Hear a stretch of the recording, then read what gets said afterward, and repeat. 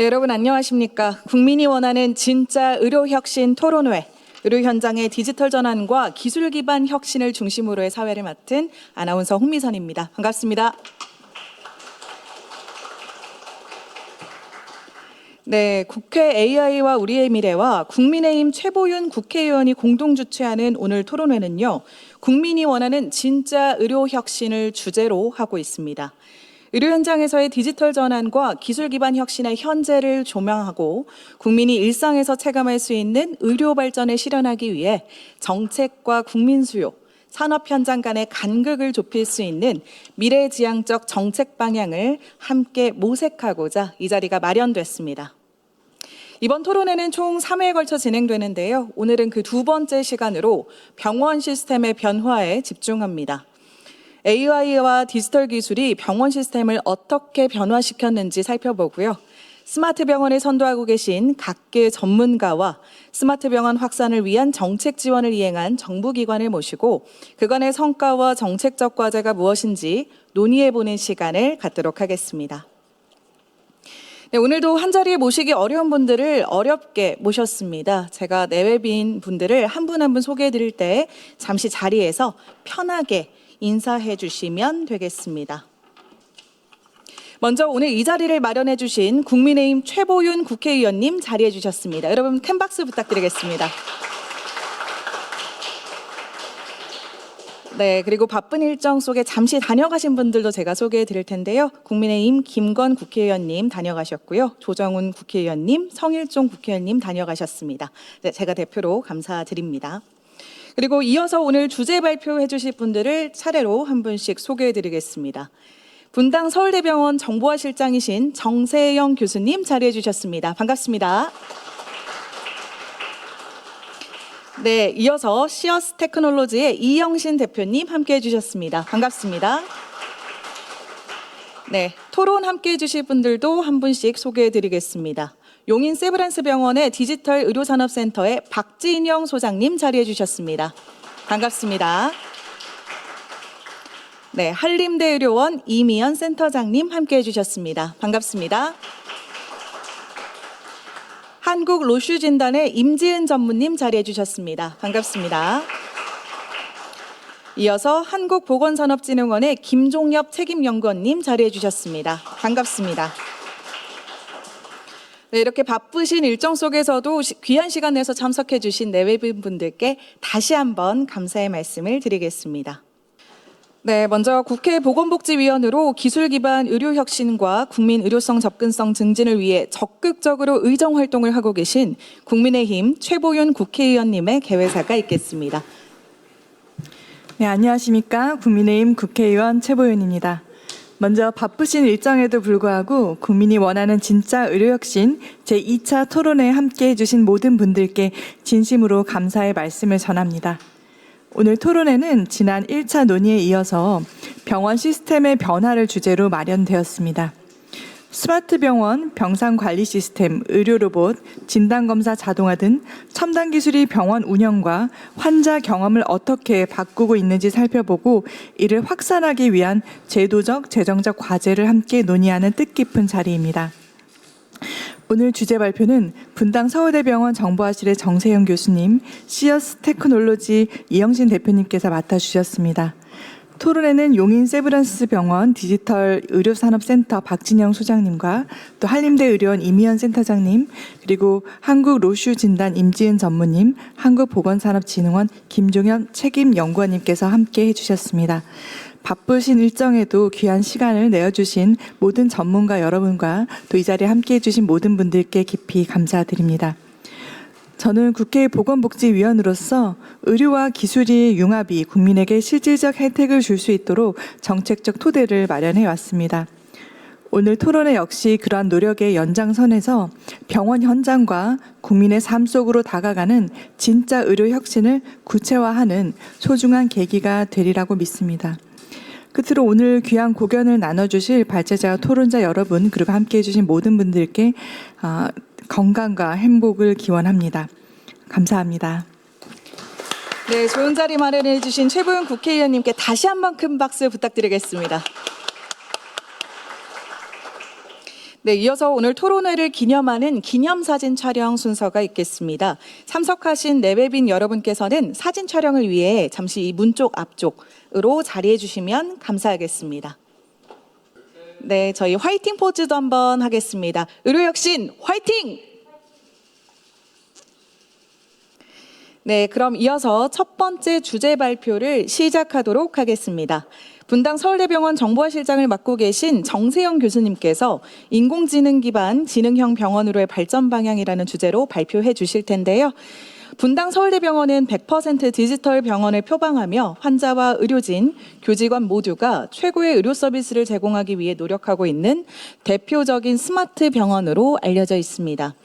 분당 서울대병원에서 정보화를 총괄하고 계신 교수님께서는 지난 10년간 병원 현장에서 경험한 의료의 디지털 전환 과정을 기반으로 발표를 준비해 주셨습니다.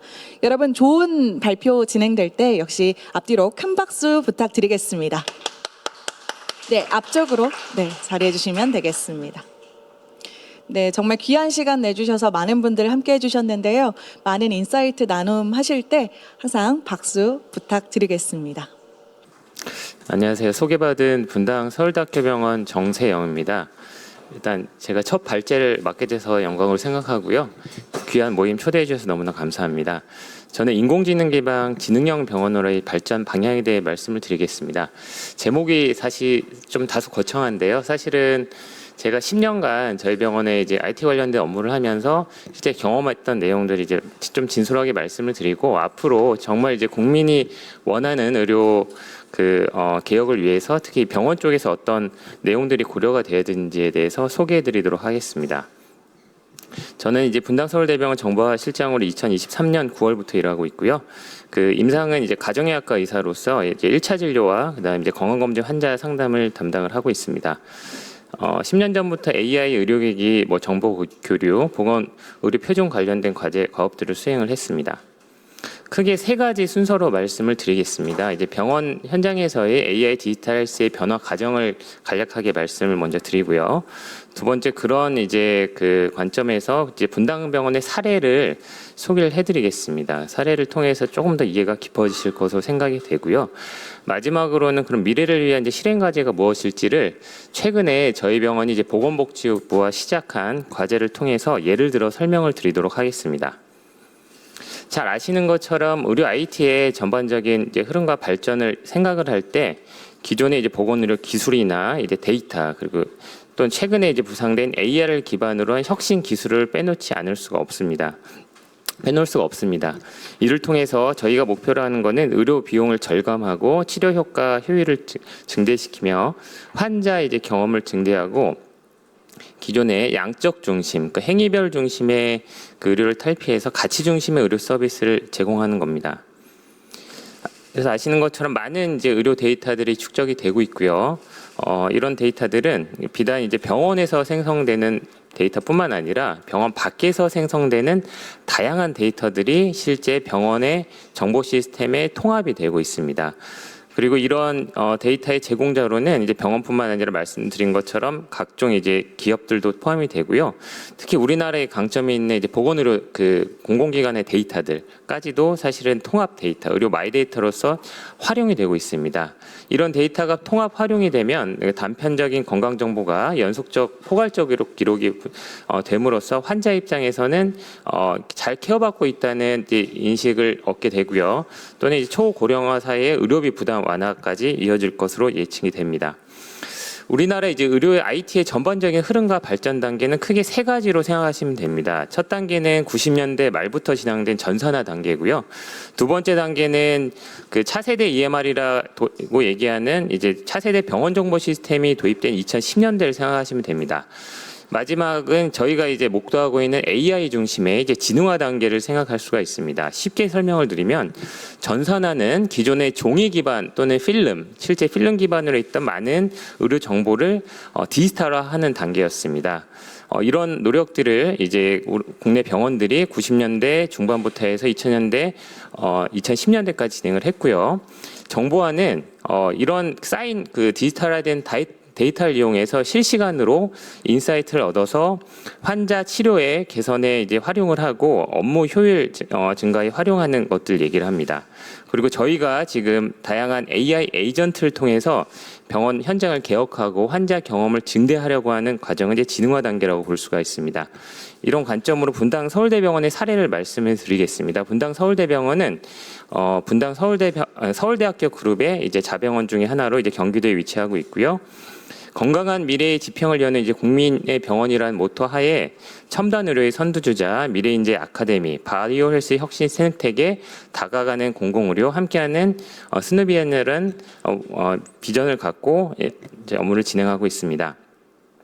저희 병원은 매일 방문하는 외래 환자가 7천여 명 정도 되고요. 1,300개 정도의 베드가 있습니다. 그리고 40개의 수술장에서 매일 수술이 이루어지고 있고요. 그 전반적으로 보면 이제 그 사진을 보시면 가운데 두 건물이 이제 병원 건물이고요. 환자 이제 그 진료가 이루어지는 건물이고요. 왼쪽에 있는 건물이 예전에 이제 LH공사가 사실 이제 있던 장소로 현재는 헬스케어 혁신파크라는 이름으로 산학연 협동연구를 진행하고 있는 건물이 되겠습니다. 그럼 맨 오른쪽에는 2032년 개원을 목표로 하고 있는 경기도권 그 감염병 전문병원이 이제 위치하고 있고요. 이 면적으로 보면은 사실 길게 좌우로 길게 뻗어 있고 일종의 이제 새가 날개를 펴는 형상이라고 저희가 표현을 하는데 면적으로만 보면 이제 아산병원보다 더 넓은 것으로 지금 돼 있습니다. 저희 병원은 2003년도에 개원을 했는데요. 개원했을 때부터 IT, 디지털, 스마트 병원이 저희 병원의 일종의 이제 캐치프레이즈였습니다. 그래서 개원할 때부터 종이와 차트와 필름이 없는 병원으로 개원을 했고요. 저희 병원이 이제 널리 알려진 것들은 이제 2010년도 이후로 의료정보 시스템의 이제 그 수준을 평가하는 힘스 최고 단계 인증을 2010년도에 세계에서 9번째 북미 지역 이해는 최초로 국내 최초로 인증을 받았습니다. 그 동일한 인증을 4회 연속 받았고요. 이런 병원이 이제 국내에는 최초의 사례였습니다. 그 이후 저희 병원이 이제 IT적으로 여러 가지 발전을 이루었는데요. 여러 가지 정부 과제를 통해서 이제 뭐 진료 정보 교류 시스템을 정부와 같이 이제 개발하는 등 여러 가지 굵직한 이제 업적들을 했고요. 이뤘고요. 그도 최근에 이제 AI 관련된 솔루션들을 다양하게 도입하고 있습니다. 이런 노력으로 여러 가지 이제 수상을 했고요. 그리고 저희 병원은 그 대통령 IT 분야에서 그 수여하는 대통령 대상을 이제 병원 최초로 수상하기도 했습니다. 병원 정보 시스템에 대해 이제 소개를 드리겠습니다. 저희 병원에서 의사와 간호사 또는 직원들이 사용하는 병원 정보 시스템의 이름은 베스트 케어 2.0이라고 합니다. 제가 말씀드린 아까 그 정보화 단계에서의 이제 차세대 EMR 시스템이라고 생각하시면 됩니다. 이런 이제 베스트 케어 2.0은 환자의 만족도를 높이고 비용을 절감하고 의료의 질과 안전을 향상시키기 위해 개발이 되었습니다. 그래서 크게 이제 4가지 이제 중요한 콘텐츠들이 있는데 다양한 지표들을 매일 생산함으로써 불필요한 그 의료를 줄이고 서비스를 줄이고 환자에게 최적의 이제 그 치료를 제공하는 목표로 하는데요. 왼쪽 위에 보이는 그래프는 실제 그 불필요한 항생제 처방률을 그냥 단순히 이제 공개를 했을 때 의사들의 처방이 줄어들고 실제 그 불필요한 항생제들의 처방률이 드라마틱하게 감소했다는 그래프입니다. 그리고 오른쪽 위에는 실제 의사들이 진단을 하고 처방을 하면서 그 보조를 받는 임상 진료 보조 시스템의 예시고요. 왼쪽 아래에는 환자가 이제 약을 복용할 때마다 간호사가 환자의 손목에 있는 RFID 손목 밴드를 스캐닝하고 그 약의 용량과 그다음에 투여 경로 등을 확인하는 약물 안전 시스템입니다. 그리고 오른쪽 아래에 있는 거는 표준화된 진료 지침을 EMR에 이식함으로써 불필요한 의료 행위를 줄이고 비용을 이제 절감한 사례인 임상 경로 시스템이 되겠습니다. 그래서 아까 이제 정보화 단계에서는 사실 매일 생산되는 그런 그 빅데이터 분석의 결과가 중요한데요. 저희가 차세대 EMR을 도입하기 전에는 대략 그 한 10명의 간호사가 매일 한 10개 정도의 지표를 생산을 했다고 하면은 현재는 그 시스템이 자동으로 500개 이상의 이제 지표를 생산을 합니다. 그 지표 중에는 예를 들면은 그 뇌졸중 환자가 병원에 방문한 이후 실제 시술을 받기까지 걸린 시간이라든지 이런 임상 지표 포함해서 각종 경영과 운영된 지표, 관련된 지표 500개가 포함이 되어 있습니다. 그리고 이런 지표들은 그 병원의 그 의사나 간호사 또는 병원 직원들이 실시간으로 모니터링을 하면서 진료와 그 다음에 업무에 이제 활용을 하고 있습니다. 아까 소개해드린 이제 진료 정보 교류 시스템은 2006년도부터 보건복지부와 분당 서울대학교병원이 공동 개발한 시스템으로 국제 표준을 기반으로 진료 교류를 할 때 환자가 종이와 종이를 갖고 다니지 않더라도 쉽게 본인의 정보를 전달할 수 있는 시스템입니다. 저희 병원을 중심으로 이제 파일럿 사업이 진행이 됐고 2016년, 17년도부터는 확산 사업이 시작이 돼서 현재는 전국에 2만여 개 이상의 의료기관들이 저희가 정부와 개발한 진료정보 교류 시스템을 사용을 하고 있습니다. 오늘 발제 그 키워드 중에 하나의 스마트 병원 솔루션에 대해 이제 말씀을 드리겠습니다. 저희 병원은 차세대 EMR을 도입을 했던 2013년도부터 다양한 스마트 솔루션들을 도입을 했습니다. 모바일 EMR 시스템은 실제 스마트폰 앱을 통해서 의사나 간호사가 환자의 기록을 언제 어디서든지 살펴볼 수 있는 시스템이고요. 그리고 이제 대시보드 시스템은 아까 이제 화면에서도 소개드렸던 것처럼 다양한 이제 EMR의 병원 정보 시스템에 있는 정보를 실시간으로 큰 화면으로 조회함으로써 환자들 교육시키고 의료진 간의 의사 그 소통을 원활하게 하는 시스템입니다. 베드사이드 스테이션은 이제 환자 그 병상 옆에 있는 일종의 이제 환자 편의 시스템으로 TV를 보는 것부터 해서 이제 환자의 각종 편의 서비스, 뭐 린넨 교환이라든지 각종 검사 결과 조회 같은 것들을 이제 이걸 통해 할 수 있고요. 그다음에 이제 종이를 없애고 모든 동의서를 패드 기반으로 받고 있습니다. 환자가 이제 본인의 건강 관리 정보를 확인하는 그 만성질환 그 건강관리 솔루션부터 환자가 이제 병원에 내원했을 때 본인의 위치와 그 할 일들을 확인하는 환자의 인도어 내비게이션 시스템 그리고 자산관리 시스템 등등 스마트 솔루션들이 적용이 됐습니다. 하나의 예를 들어드리면은 병상 옆에 있는 이 스마트 베드사이드 스테이션을 통해서 환자는 매일 본인에게 주어진 어떤 검사나 시술과 수술에 대한 내용들을 확인할 수가 있고요. 그 다음에 원격으로 이제 보호자와 사실은 상담을 할 수도 있습니다. 회진 시에 만약에 보호자가 없으면 저희가 이 모니터를 활용을 해서 원격 상담까지 가능하고요. 그리고 환자는 본인의 어떤 약물에 관련된 정보라든지 또는 심지어는 이제 매일 그 정산이 되는 의료비까지 이제 확인을 할 수가 있습니다. 아웃컴스북은 저희가 2018년도에 이제 저희가 홈페이지에 이제 게시를 한 저희 우리나라의 최초의 사례였는데요. 저희 500개 이상 생산되는 여러 이제 질 관리 지표들 중에서 환자가 꼭 알아야 될 지표들에 대해서 저희가 매년 정리를 해서 보고를 하고 있습니다. 웹에 게시를 하고 있고요.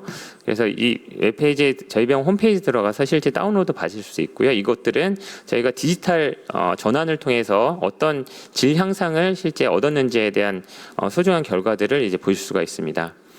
원격 중환자실 시스템은 저게 코로나19 기간 동안에 개발된 시스템으로 지역에 있는 이제 국립 그 의료원과 같이 원격 환자는 모니터링하는 데 사용이 됐고요. 이제 오른쪽에 보이시는 8개의 화면으로 구성이 되어 있고 상급 종합병원에 있는 이제 중환자실 진료 의사가 그 중환자실 진료 의사가 부족한 근처 병원의 환자들을 같이 모니터링하면서 조언을 줄 수 있는 구조로 되어 있습니다. 현재는 이제 확산 사업을 진행하고 있습니다.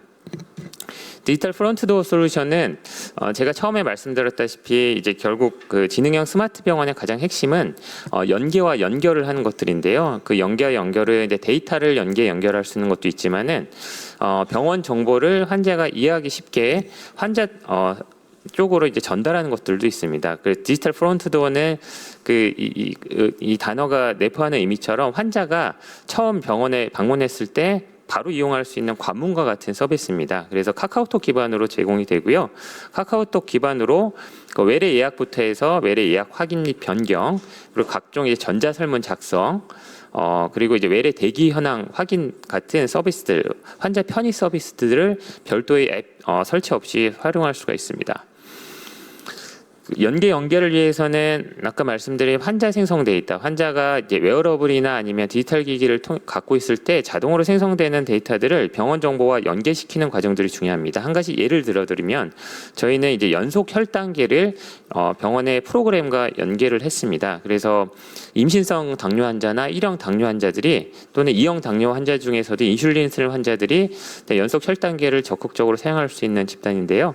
이 환자들이 실제 본인의 일상 이게 건강관리, 혈당관리 상황을 병원에 있는 주치의가 쉽게 확인하고 진료에 활용할 수 있는 체계를 갖추어졌습니다. 앞으로는 이런 환자 개인 성상 데이터의 병원 정보 시스템 연계가 더 중요해질 것 같습니다. 그 밖에 의료진이 사용하는 인공지능 솔루션의 몇 가지 예를 말씀을 드리겠습니다. 왼쪽은 이제 심전도, 전통적인 심전도 파형 이제 데이터인데요. 심장 질환을 진단하기 위한 검사로 아마 많은 분들이 받아보셨을 겁니다. 저희는 이제 인공지능을 이용해서 기존의 그 기계 판독에서 얻을 수 없는 10가지의 다양한 인공지능 기반의 지표를 이제 받아보고 있고요. 그다음에 영상 쪽으로는 영상 그 데이터들을 영상을 AI가 실시간으로 판독을 함으로써 의료진의 집중력을 높이고 판독 오류를 줄이는 그런 이제 기능들을 제공하고 있습니다. 여기 하이라이트된 부분이 실제 병변이 있는 부분으로 의료진이 실제 집중해서 판독해야 될 부분이라고 생각하시면 됩니다. 그 밖에 이제 데이터 기반의 의사결정을 위해서 저희가 이제 병상 현황을 관리한다든지 아니면 수술장 현황을 관리한다든지 이런 데이터 기반의 병원 자원 관리를 위한 이제 프로젝트를 진행하고 있습니다. 마지막으로 미래 실행을 위한 과제를 실제 보건복지부가 진행하는 저희 병원의 과제를 통해서 예를 들어 설명을 드리겠습니다. 아시는 것처럼 우리나라는 이제 초고령 사회에 진입을 이미 했고요. 향후 이제 10년 후에는 이제 극초고령 사회에도 진입이 될 것으로 예상이 됩니다. 따라서 의료 비용뿐만 아니라 돌봄 비용까지 증가되는데 사회적 비용 증가가 예상이 되고요. 그리고 이러한 노인들의 건강 관리가 제대로 되지 않았을 때 노쇠에 의한 삶의 질 악화도 충분히 예상해 볼 수 있는 내용입니다.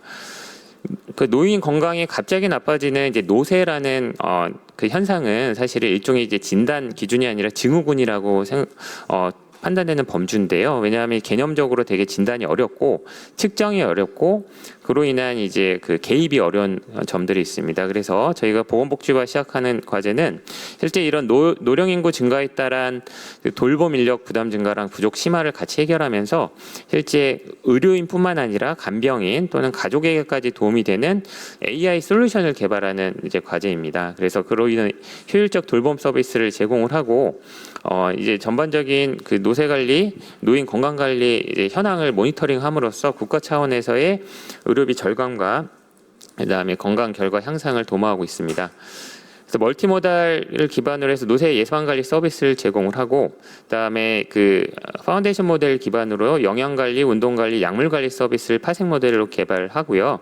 모든 교류 데이터는 이제 의료정보 표준을 기반으로 저희가 그 현황을 모니터링할 수 있는 노인 건강관리 플랫폼을 개발함으로써 지역 돌봄 제공자나 방문 간호인, 가족 보호자들이 실제 AI 솔루션 통해서 노쇠 이제 관련된 건강 상황을 파악을 하고 서비스를 제공할 수 있으며, 그런 서비스의 제공 현황을 지역 지자체단체나 아니면 보건복지 산하의 여러 기관들이 제공함으로써 실제 의료 서비스와 돌봄 서비스를 연계하는 것을 이제 가장 큰 목표로 합니다. 그래서 지능형 병원의 가장 큰 목표는 결국은 AI 솔루션을 얼마나 도입하냐도 아니고, 그리고 병원에 찾아온 환자가 얼마나 그 수준 높은 케어를 받았느냐 도 아닙니다. 물론 이제 두 가지도 중요하지만 더 중요한 거는 사실 그 요즘 이제 지역사회 통합 돌봄이라는 얘기가 나왔듯이 의료 서비스와 돌봄 서비스를 유기적으로 연계하는 거고요. 그리고 환자가 일상생활에서 생성한 데이터를 병원 정보 시스템과 이제 연동하는 것들입니다. 그래서 의료기관에 생성된 다양한 데이터들을 지역사회 돌봄 기관과 연계해서 AI 서비스를 통해서 실제적인 중재 활동을 수행을 하고, 이런 것들을 지역 단위 성과 모니터링함으로써 저희가 진정한 이제 그 통합 돌봄 또는 이제 통합 케어가 이제 가능해질 것으로 생각이 됩니다.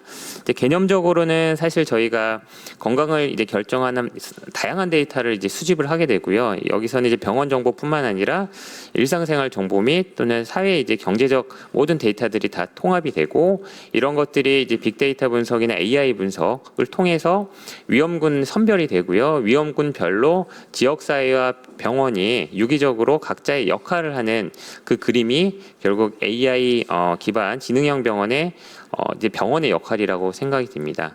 이런 사업들을 이제 보건복지부가 최근에 시작했던 것들을 소개를 드렸습니다. 제 발표는 여기까지고요. 경청해 주셔서 감사합니다. 네, 발표해 주신 정세영 교수님께 다시 한번 감사의 말씀 전하겠습니다. 교수님께서는 분당 서울대병원이 그 실제 의료 현장에 어떤 AI 기술을 접목시키고 있는지 말씀 주셨습니다. 그리고 바쁘신 일정에도 함께해 주신 내빈 소개를 잠깐 드리도록 하겠습니다. 이인선 국회의원님 자리해 주셨습니다. 감사합니다. 예, 20초만 얘기하고 갈게요. 저는 이 의료 데이터 이런 스마트 의료에 관심이 많고요. 제가 대구이기 때문에 목소리 보면 아시겠죠. 대구라서 대구 의료가 굉장히 이 핫한 지역입니다. 그래서 오늘 이제 방금 제가 언론 들어도 이게 뭐가 문제고 뭐를 체크하면 되겠구나를 제가 대충 제가 경북대 의대에 9년 2개월 면역학 교실에서 근무한 적이 있습니다. 그래서 관심이 많은데 여기 계신 분들 시어서 테크놀로지도 그렇고 무슨 같이 협조해야 될 일 있으면 제가 열심히 하겠습니다. 특히 우리 300명 국회의원 중에서 최보윤 의원님이 가장 적극적입니다. 그래서 우리 국회의원들 항상 법으로 동의를 하려면 10분 이상 있어야 됩니다. 그래서 항상 국회의원들이 왔다가 인사하고 가는 게 눈에 익숙지 않겠지만 그분들에게도 나중에 법안을 할 때 동의를 해주기 때문에 이해를 해주시고요. 저도 지금 10시 반에 중요한 미팅이 본관에 있는데 제가 또 달려가야 돼서 끝까지 못 듣겠고 우리 장세영 실장님 거는 하는 동안에 제가 막 봤습니다. 예, 잘 하도록 하겠습니다. 잘 지원하겠습니다. 감사합니다. 네, 다시 한번 좋은 말씀 해주신 이인선 국회의원님께 큰 박수 부탁드리겠습니다. 네, 이어서 잠시 다녀가신 분들도 소개를 해드리겠습니다. 최은석 국회의원님, 강선영 국회의원님 잠시 다녀가셨습니다. 네, 이어서 두 번째 주제 발표를 소개해드리도록 하겠습니다. 시어스 테크놀로지의 이영신 대표님께서 웨어러블 AI 기반 입원 환자 실시간 모니터링 솔루션 사례를 주제로 준비해 주셨는데요. 시어스 테크놀로지는 우리나라의 디지털 의료 시장을 개척해온 기업이라고 해도 과언이 아닙니다. 웨어러블 기술을 활용해서 외래 환자, 입원 환자, 응급과 퇴원 환자의 효율적인 진단과 관리를 돕고 있습니다. 그중에서 오늘은 특히 입원 환자의 모니터링과 중증화 예측 기술이 얼마만큼 발전해 있는지를 말씀해 주실 예정입니다. 여러분 준비해 주신 우리 이영신 대표님께 큰 박수 부탁드리겠습니다. 안녕하십니까. 저는 시어스 테크놀로지 대표이사 이영신입니다. 오늘 이런 중요한 자리에 초청해 주셔서 진심으로 감사드립니다. 발표 시작하겠습니다. 간단히 저희 회사 소개 먼저 드리도록 하겠습니다. 저희는 이제 16년 전부터 아직은 디지털 헬스케어라는 용어도 정립되어 있지 않던 시기에 산자부 산하 기관이죠. 전자기술연구원이라는 이제 연구원들이 무선 센서 네트워크 하던 팀이었습니다. 이 팀들이 나와서 창업을 했고요. 16년간 사실 외길로 이 사업을 진행해 왔습니다. 저희가 창업한 지 10년 만에 첫 시드 투자를 받았어요. 그러니까 그 당시에는 이런 디지털 헬스케어나 이런 의료 IT에 대해서 자본시장에서는 굉장히 관심이 없었었거든요. 꾸준하게 그 사업을 하면서 이제 작년에 코스닥 상장을 하게 됐고요. 지금 올해 이제 17년 차 사업을 영위하고 있습니다. 저희 회사는 웨어러블 의료기기하고 이제 그 웨어러블 의료기기의 특징은 컨티뉴어스하게 바이탈 측정하는 속성을 가지고 있거든요. 그러다 보니까 처리해야 될 데이터량이 무지하게 많습니다. 그래서 일찌감치 그 데이터를 효율적으로 분석할 수 있는 알고리즘 개발을 해왔었고요. 저 웨어러블 의료기기와 알고리즘이 저희 회사의 핵심 제품입니다. 저희는 이 제품들을 병원에 공급하는 디지털 스퀘어 사업을 하고 있는데요. 저희 두 가지 브랜드 사업을 하고 있습니다. 모비케어랑 싱크라는 사업을 하고 있는데, 모비케어는 건강검진센터나 병원에 방문한 환자들에게 웨어러블과 AI 기술을 이용을 해서 진단을 지원해주는 사업이고요. 오늘 말씀드리고자 하는 그 싱크라는 제품을 이제 그 웨어러블 AI를 진단이 확정된 이후에 수술받고 입원을 하게 되잖아요. 그 입원 시에 환자에게 부착을 해서 또 그 데이터를 활용을 해서 예후 모니터링을 하는 사업입니다. 실제 스마트 병원이라고 한다면 제가 생각하기에는 그 스마트 병원으로 가는 마정물 중에 하나, 가장 큰 요소 중에 하나가 입원 환자 실시간 모니터링이라고 생각하고요. 그 이야기를 지금부터 말씀드리도록 하겠습니다. 공교롭게도 지난 토요일이 그 세계 폐혈증의 날이었습니다. 그래서 실제 폐혈증은 사전에 예방할 수 있으면은 생존 확률이 높은데 아직까지도 골든타임 내 치료가 10%밖에 되지 않고 있고 폐혈증 환자의 10명 중 서너 명이 사망한다고 합니다. 죄송합니다. 입원 환자 이유관리 소홀로 인해서 중증화 사망 사고가 사실은 많이 있어요. 구조 불이행이라고 하는데 페일 레스큐라 그래서 이것들이 의료 분쟁으로 번지기도 합니다. 그래서 이제 그동안 많은 의료기관에서 아까 정 교수님 말씀하셨지만 뭐 RRT 신속대응팀 운영한다든지 또는 EWS 그 조기경 시스템을 도입을 해서 중증화나 재원 기간 또는 입원 이후 사망률 이런 것들을 예측하는 시도들이 의료 현장에서 프로세스나 기술 고도화가 그동안 지속적으로 진행되어 왔었고요. 또 한쪽 측에서는 간호감염 통합병동을 이제 확산시키는 노력들을 해왔고 특히 코로나 이후에 그렇게 했었죠. 그래서 간호사는 또 증원시키면서 병동의 어떤 환자 관리를 강화시키는 노력들을 많이 해왔으나 아직까지도 남아있는 숙제들은 굉장히 많이 있습니다. 스마트 병원을 얘기할 때 늘 하는 얘기가 이제 코로나 팬데믹이죠. 그럼 과연 우리는 넥스트 팬데믹을 어떻게 준비할 것이냐라는 또 가장 큰 숙제가 남아 있습니다. 특히 이제 코로나 같은 감염병, 극성 감염병은 예후학화가 굉장히 급격하고 그 관리하기가 지금 불확실성이 굉장히 커서 실제 어떤 환자의 바이탈을 정밀하게 모니터링하는 것들이 코로나 때 굉장히 큰 이슈로 두각이 됐었는데요. 특히 감염병 시에는 의사와 환자, 의료 인력과 환자 사이에 접촉을 최소화시켜야 됩니다. 그래서 비대면 비접촉 어떤 그 의료 환경을 만들어야 되고요. 또 일반 병동에 이제 중증 환자가 많이 몰리다 보니까 일반 병동에서도 중증 환자 수준의 모니터링 시스템이 필요하게 되었었고요. 그래서 코로나 시기에 때마침 그 당시에 그 스마트 병원 선도 모델 사업이 시작이 되면서 국내에서도 중환자실 중심으로 또는 일부 일반 병동에서 입원 환자에 대한 그 AI 기반의 실시간 모니터링 관련된 여러 가지 시도들이 이루어졌었다고 봅니다. 특히 해외에서는 병원 재입원을 막기 위해서 퇴원 후 원격 환자 모니터링 관련된 산업이 그 이후부터 급속하게 성장을 했고요. 그것이 이제 소위 말하는 원격 진료의 성장에 굉장히 큰 축이 되기도 했었습니다. 또 하나 관심 있게 봐야 될 거는 작년에 있었던 의료 대란이고요.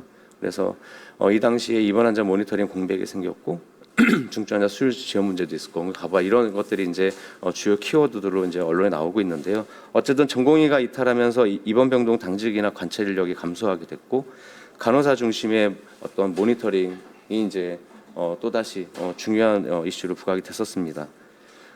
입원 전담 전문의의 업무 부담이 계속 강조되면서 감시 지원을 막기 위해서 자동화된 어떤 환자 감시 시스템을 어떻게 병원에서는 구현할 거냐가 많은 병원에서 고민했던 부분이기도 합니다.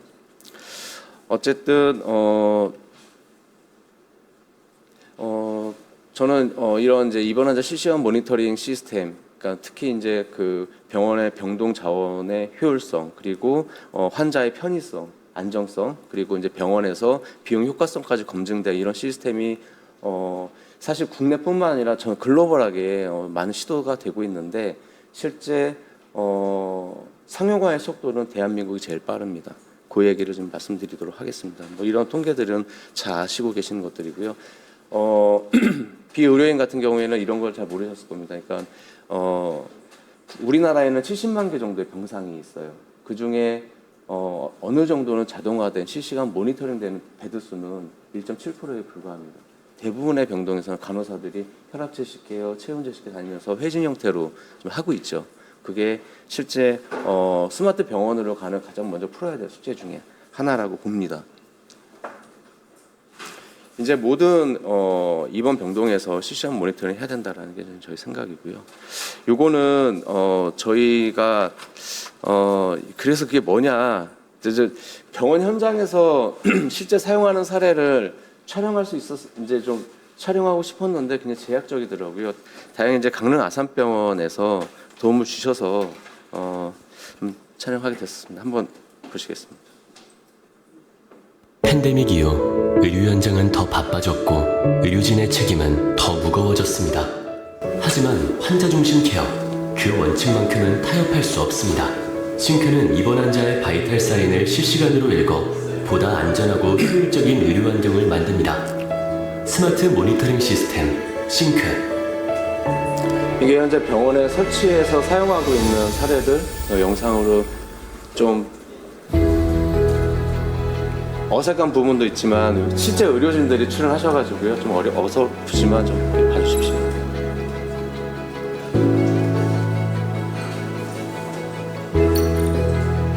이런 산소 포화도라든지 심전도, 체온, 뭐 혈압 이런 이제 웨어러블 의료기기들을 지금 다 제품이 따로따로 있잖아요. 저게 하나의 제품이었으면 좋겠죠. 그래서 식약처에서도 여러 가지 바이탈을 하나의 디바이스 측정할 수 있는 기술 규격이라든지 인허가 규격들을 좀 고민하고 있는 걸로 알고 있습니다.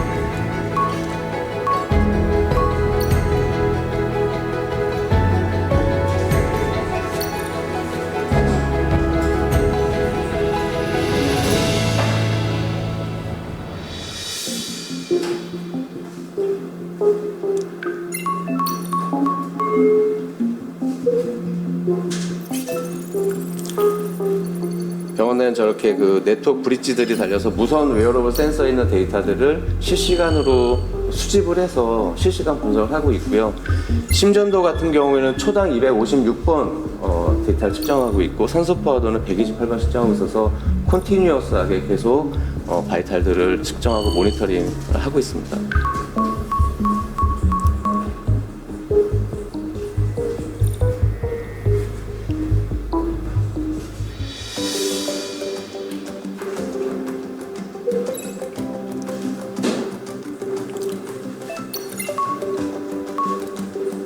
실제 도입된 병원에서는 뭐 200병상, 300병상 베드를 가지고 있는 병원이 전병동을 설치하는 사례들도 있고요. 환자의 상태를 한 40개 병상에서 일괄적으로 간호 스테이션에서 환자들을 퇴진하지 않고 모니터링하는 시스템이라고 보시면 됩니다.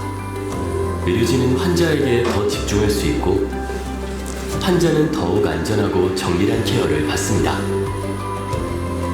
병동 네. 그래서 이렇게 병동에 환자들한테 그 서버에 AI 서버를 설치를 하게 되고요. 그러면 병상에는 환자들한테는 웨어러블 의료기기를 달게 됩니다. 그럼 그 데이터가 서버까지 가서 분석이 돼야 되기 때문에 병원에는 네트워크 장비들이 이제 설치가 되고요. 그러면 간호사들은 언제 어디서나 환자의 상태들을 볼 수 있고, 특히 저희 웨어러블 센서에는 모션 센서가 들어있어서 환자들이 낙상이라든지 활동량, 움직임, 제스처까지 같이 모니터링이 됩니다. 특히 게이트웨이 그 비콘 방식으로 환자의 위치를 정확하진 않지만 어느 정도 레인지 안에서는 추정할 수 있기 때문에 병동 간호사 입장에서는 환자가 병실에 있는지 없는지 정도는 충분히 파악할 수 있고, 병동 내에서는 어느 위치에 있는지는 알 수 있어서 병동 환자 관리에 굉장히 큰 도움을 주고 있습니다. 저희가 이렇게 하나가 이제 2등급 의료기기 그 환자 중앙 감시장치로 이제 그 허가를 받았고요. 사실 이 시장에 이제 들어오기 위해서 그 P사는 이제 필립스입니다. 필립스 회사 제품과 이제 동등성 서울대병원 한림의료랑 같이 동등성 비교 임상에서 좀 좋은 결과를 냈었고요. 전 이게 중요하다고 봅니다. 그러니까 저희는 이제 진단 사업을 하면서 지금까지 누적을 한 50만 병 환자를 진단하면서 그 데이터가 한 3,500만 시간 분량의 심전도 데이터를 확보하게 됐습니다. 그 데이터를 가지고 지속적으로 알고리즘을 고도화시켜서 예후 예측을 할 수 있는 연구들을 좀 그동안 많이 진행해 왔었고요.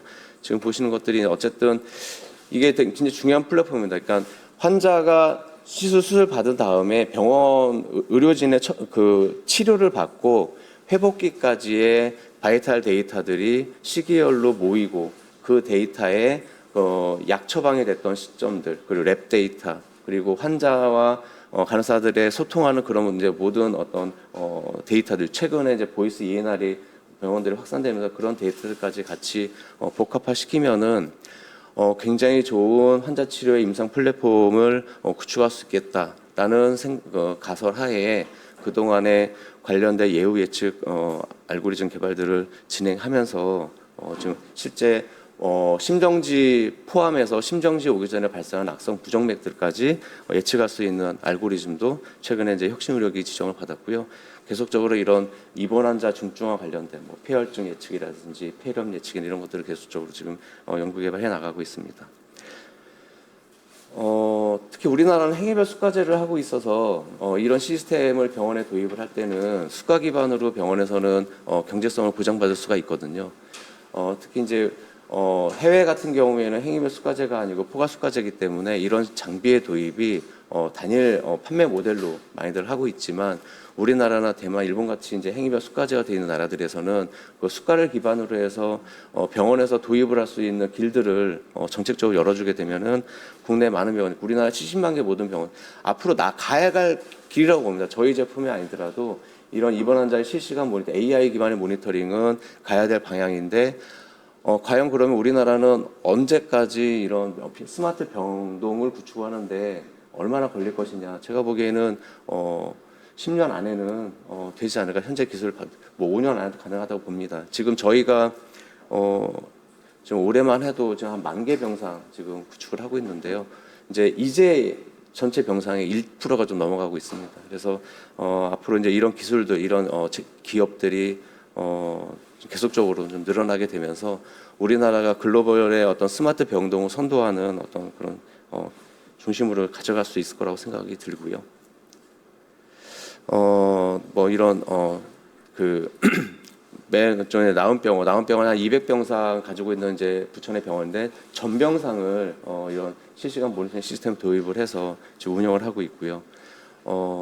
진짜 이제 지금 한림대 의료원 같은 경우에는 저희가 제품 개발 당시부터 POC부터 같이 진행했었던 병원인데요. 당시에 그때 개발에 참여했었던 교수님께서 인터뷰하신 내용입니다. 그리고 이제 우측이 이제 인천 백병원인데요. 이 백병원 같은 경우에도 전병동 설치한 병원입니다. 그래서 그냥 중환자실뿐만 아니라 다양한 병동들, 순환기내과, 신경과, 호흡기내과, 내분비내과, 외과, 투석실, 응급실까지 지금 스마트 병동 도입을 하고 있고요. 지금 현재 전국에 107개 병원이 도입이 되고 도입 병동은 이제 246개 여러 병동에서 좀 도입하고 있습니다. 그리고 지금까지 이제 11,000병 병상이 했는데요. 이제 시작입니다. 그래서 저희는 이제 지금 최근에는 어떤 노력들을 하고 있냐면 국내 많은 서드파티 웨어러블 의료기기나 그 AI 회사들이랑 이제 협업을 해서 저희는 이제 바이탈을 측정하는데 저희 외에 이제 모니터링 대상을 넓히기 위해서 수행 모니터링이라든지 연소혈당 측정기 하는 회사들, 이제 반지형 혈압 회사, 잔뇨나 심박주량 모니터 이런 제품들을 이런 콘솔에다가 계속 연동시켜서 일괄적으로 모니터링할 수 있는 병동을 넓히고 하고 있고요. 이제 이 환자 모니터링은 입원 병동에서 끝나는 것이 아니고 퇴원 이후에 재택 모니터링까지 연계가 돼서 환자의 어떤 치료의 완결성을 가져가야 되는데요. 시어스는 이제 오래전부터 사실 창업 때부터 이런 퇴원 환자 모니터링 시장 좀 해왔었습니다. 해외에서 계속 이 사업을 했었는데 이제 이런 이제 퇴원 환자 재택 모니터링이라든지 또 응급시에 병원 후송 시에 중단시 사전에 프리오스나 모니터링하는 부분들 그리고 이를 기반으로 해서 병원과 협력할 수 있는 원격 협진이라든지 결국에는 의사와 환자가 이제 비대면 진료하는 부분까지 통합해서 좀 진행하고 있습니다. 글로벌 시장 굉장히 큽니다. 우리나라 70만 병상이라면 글로벌에 라이센스된 병상 수는 1,800만 개 병상 이상 된다고 봅니다. 된다고 알려져 있습니다. 특히 OECD 국가 총 병상 수는 600만 개가 넘고 있고요. 저희는 계속적으로 이제 국내에서 검증된 이 플랫폼을 해외에 수출하고 하고 있고 국내 많은 기업들 같이 협력하고 있습니다. 그래서 아마 이런 이제 국내에서 이런 정책적인 어떤 지원을 통해서 포괄 수가 사실 이런 어려움이 있어요. 포괄 수가제를 적용하고 있는 많은 병원들은 사실 수가 기반의 이런 시스템을 운영하는데 좀 제약이 있습니다. 그리고 가장 많이 필요로 하는 요양병원 같은 경우에도 이런 지원을 해야 되는데 요양병원이 이런 어떤 그걸 도입하기 위한 어떤 자원들이 필요하고 하고요. 이런 것들이 좀 특히 재택 모니터링까지 포함해서 이런 부분들이 이제는 활발하게 논의가 돼야 된다고 생각합니다. 발표 마치겠습니다. 네, 너무 감사드립니다. 지금까지 주제 발표를 마쳤고요. 이제는 전문가분들의 패널 토론을 진행할 예정입니다. 패널 토론은 자리에서 착석하신 상태로 진행하겠습니다. 그리고 지금 이 현장이 녹화가 되고 있기 때문에 발언하실 때 앞에 있는 마이크 켜져 있는지 꼭 확인하고 진행해 주시면 감사하겠습니다. 그리고 보시는 분들은 발제 자료를 자료집 아니면 가운데 있는 모니터에 저희가 표출할 예정이라서요. 함께 확인해 주시면 감사하겠습니다. 네, 토론 패널 분들 다시 한번 소개를 해드리겠습니다. 용인 세브란스병원 디지털 의료산업센터 소장을 맡고 계신 박신영 교수님, 그리고 한림대학교 성심병원 커맨드 센터장을 맡고 계신 이미연 교수님, 한국 로슈진단의 임지은 전무님, 한국보건산업진흥원의 김종엽 책임연구원님께서 참여해 주셨습니다.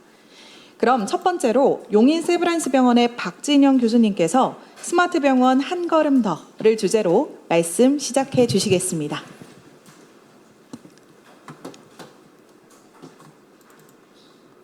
예, 안녕하십니까.